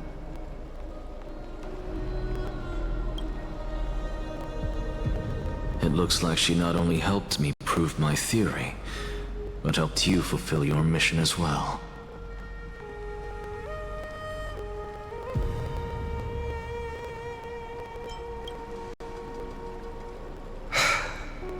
I agree.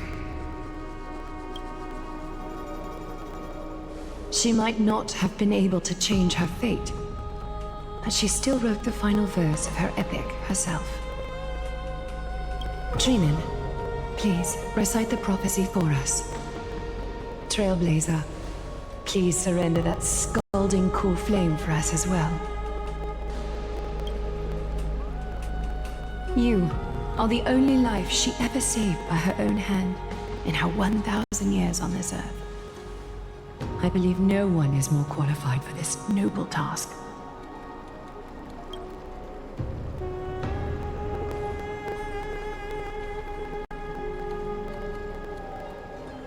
O gods who have returned, and gods who are still watching, today we bring you a soul laid bare. The Hand of Shadow, Thanatos, remembered their name from the past. From daylight they came, and to their fragrant dwelling they return, to walk now among your ranks. And there was one who joined hands with the Titan, a traveler risen from the dead, and reborn among mortal kind.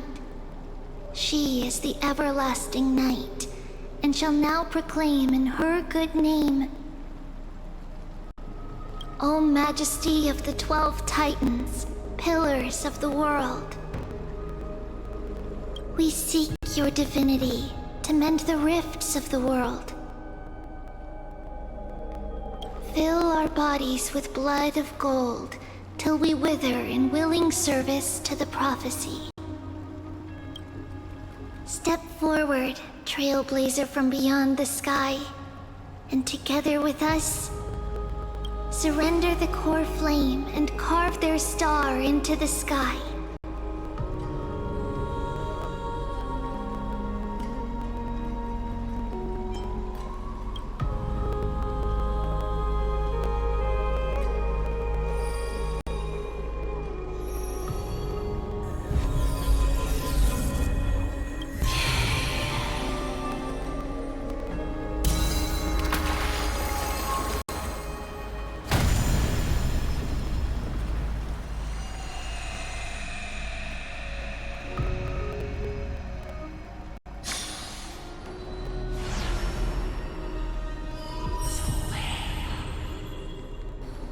A constellation for death.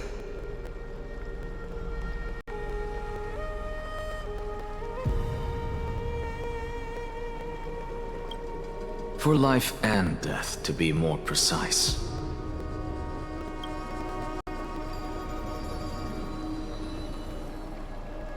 Look! It's...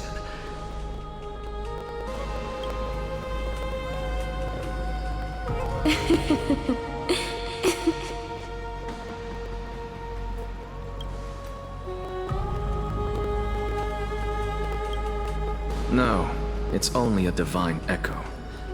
I think she's here for the trial.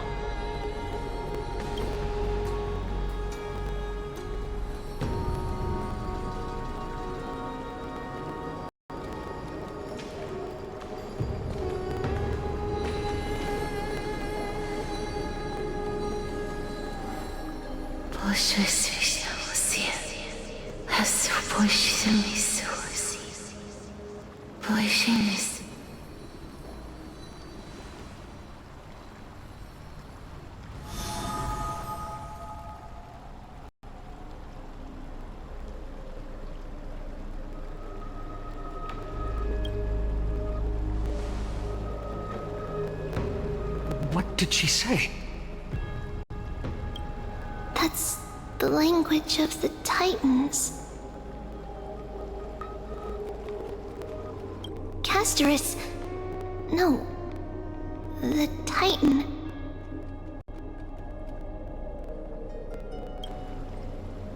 They said... I have illuminated the cold shadow of death. Onwards.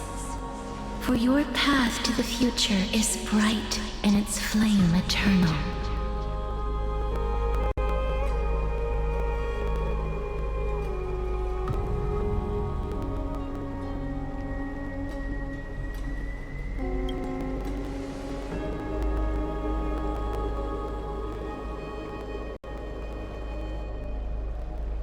Do not forget.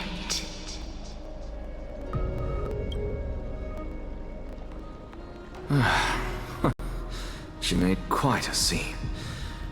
I suppose it's my turn now. I won't stop you. Professor, you... What's with that look? You were present. So, let's get this execution over with.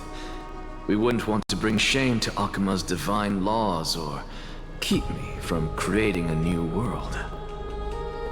You never change, do you, Professor? I don't understand. If your theory is correct, you'll lose all memories of your past life once you become a Titan. So what's the point of becoming a god? Of course there's a point. Even if I forget who I am, I'll still have my brilliant mind. It goes without saying, I'll find a way to retrieve memories of my past life.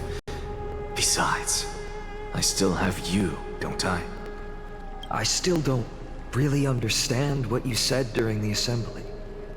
Even if it were true, things reforged from memory could never be the same as the original anyway. Then allow me to tell you right now that you're wrong. What exactly are we? My answer is that the Chrysos heirs are the future Titans and vice versa. Of course, this answer only applies to us. So, what are we when it comes to regular mortals? The very essence of the world, our souls, are tiny invisible seeds that hold records of each person's memories of the world. And we are the buds that sprout from these seeds to grow into great trees. Is that what new sporism means? Correct. Once our physical bodies are born, we become new extensions of the world. From there, we plant our seeds into someone's memories, and then scatter them into the hearts of countless people in the future. Just as seeds are affected by their environment, so too will our appearances differ across memories. But the partial memories we carry will always be the same, because that is just how the world is. To destroy our very existence, one must destroy the world itself. But we have someone who will still live on with his perfect memory. That person is you, child of Kefali. This is what it means to be the world-bearing Titan. So, carry everything of this world and live on. Don't disappoint those most precious to you. Don't disappoint Lady Goldweaver. And especially, don't bring dishonor to my theory. Anaxa, I swear to you, I'll lead everyone to our reunion in the new world. Good. That is all I have to say. Farewell, everyone. May we meet again in the next life. Farewell, great performer. May Circes safeguard your thoughts. Are you satisfied, Honorable Titan? Very. I hereby swear I have borne witness. Anaxagoras of the New Sporists and the Grove of Epiphany has successfully overcome the trial of reason. Thus, I shall confer upon you these words. You shall transcend the peaks of purity and return to corruption and hardship.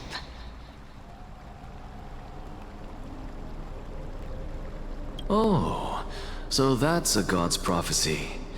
It sounds like you just rephrased my past, present, and future. Ah, Circes. Is that all you've got? Well, you've already transcended the peaks of purity, and you were never the type to give me any leeway. That is true. But I do still have one question. I knew it. What is it?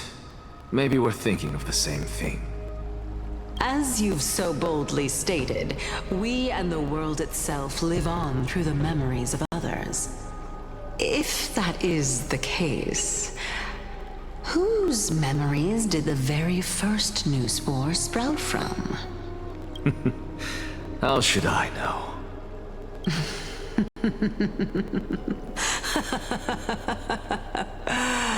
Oh my. But, since we are both equally curious, we should allow the children of humanity who come after us to investigate in our stead.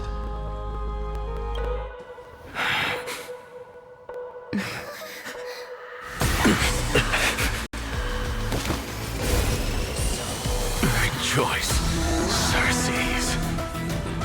I sow the seeds of suspicion in the new world with your soul! And now, the objective is complete. That is all.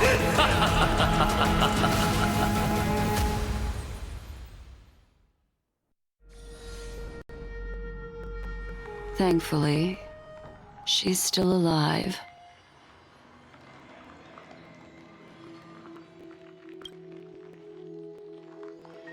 Was March 7th also in this condition when she was first rescued by the Express?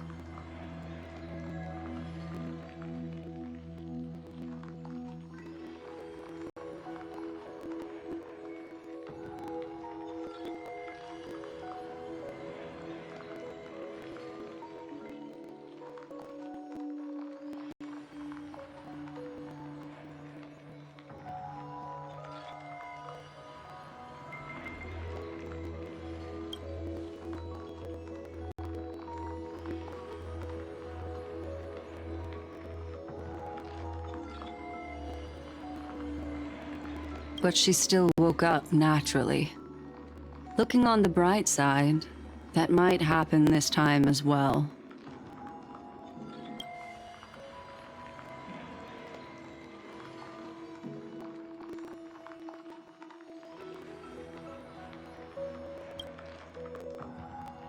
I do not have conclusive evidence, but judging by her current condition,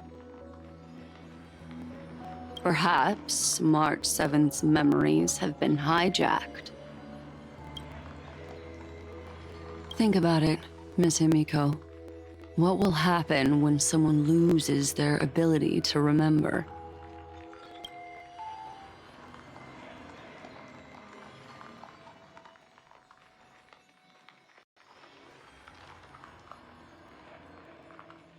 Unfortunately, short-term memory is an entirely different concept from the inability to remember. Perhaps it is difficult for you to imagine, but an individual who has lost their ability to remember turns into nothingness. The belief of the Garden is that everything in this universe can be interpreted through memories. This is the driving force behind the continuance of this path. The past is made up of memoria, while the future is a possibility that will eventually be converted to memoria. But the present, it doesn't really exist, and it's only an abstract expression.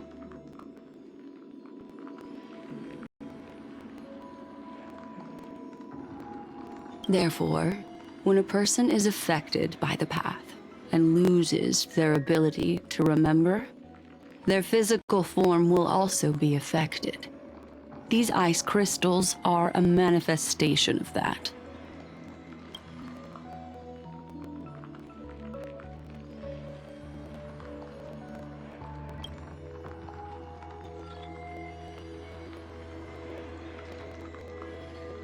Is Miss Himiko suspicious of me?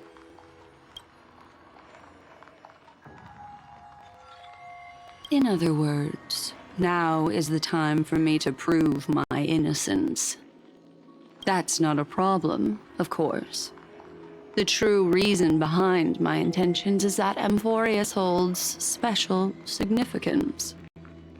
For some memo keepers of the Garden with extremist views, it is a perfect example. A world that can only be seen through the Garden's mirror means that memo keepers have the right to keep the world in their private collection. If those Pathstriders of Remembrance were to uncover the secrets of Amphorius first, they might unleash their wild ambitions and remodel more worlds into a similar form.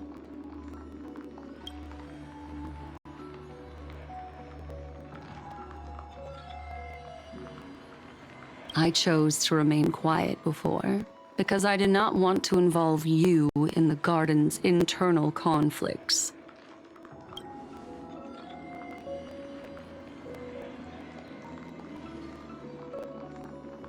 You can be even bolder with your guesses. The people that I'm talking about, they aren't just individuals. They are an organization that has already attached itself to the pinky finger of Fu Li.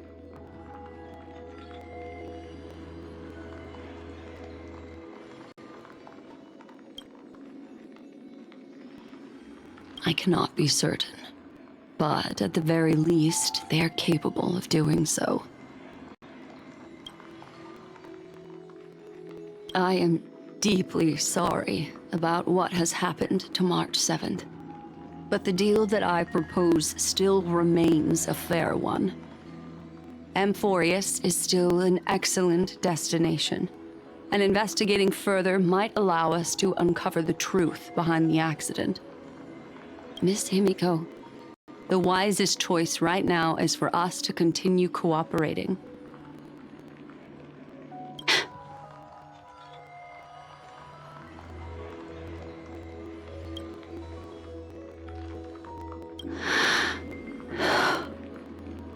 Let me take back a part of what I said just now, Miss Himiko.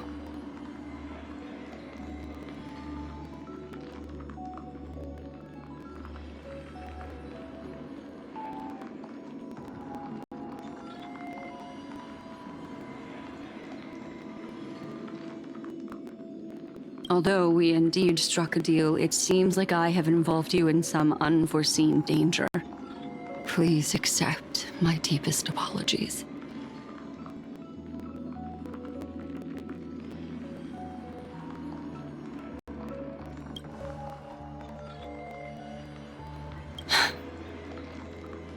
It's Fu Li. Their gaze has just swept across Amphorius.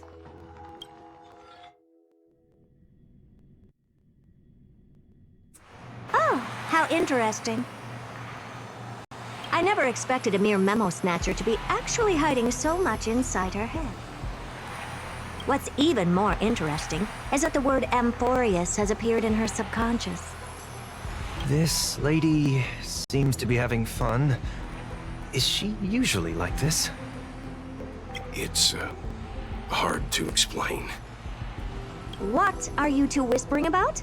Has it not occurred to you that I can hear everything clearly? Please pardon me, Madam Herta. Would you mind sharing with us what you've discovered? The ones who need help are the Astral Express. You will have to put up with my methods, even if they are rather unconventional. Let's get back to the topic.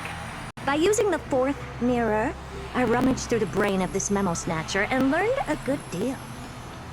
Not only does this person know of Amphorius, but there are also many memo keepers who are interested in the place. I searched through her consciousness and found the following terms: the Eternal Land, the Rejected Land, and the private collection of the Garden of Recollection. It seems like Miss Black Swan is indeed hiding some things from us. Since I'm not able to find any useful clues from the outside, why don't I personally visit this mysterious Amphorius?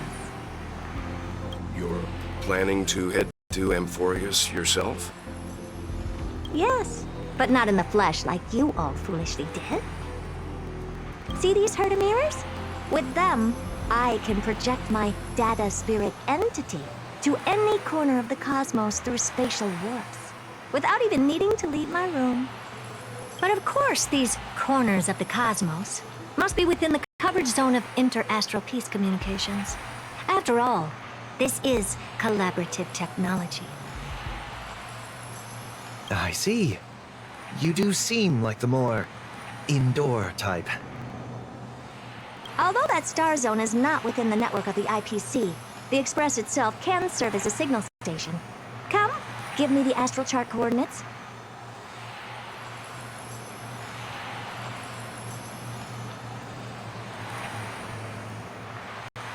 Then, sit back and enjoy the show.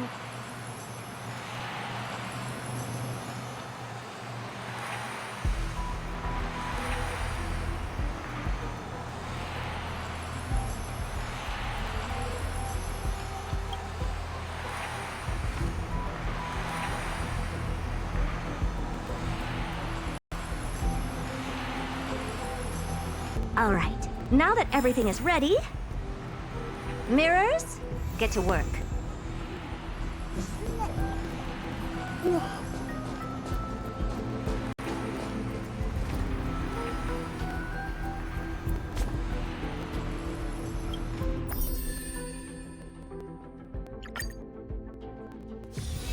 This place is rich with the sweet scent of flowers.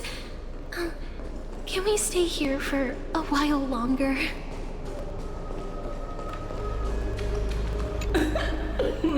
Pour me a cup, will you?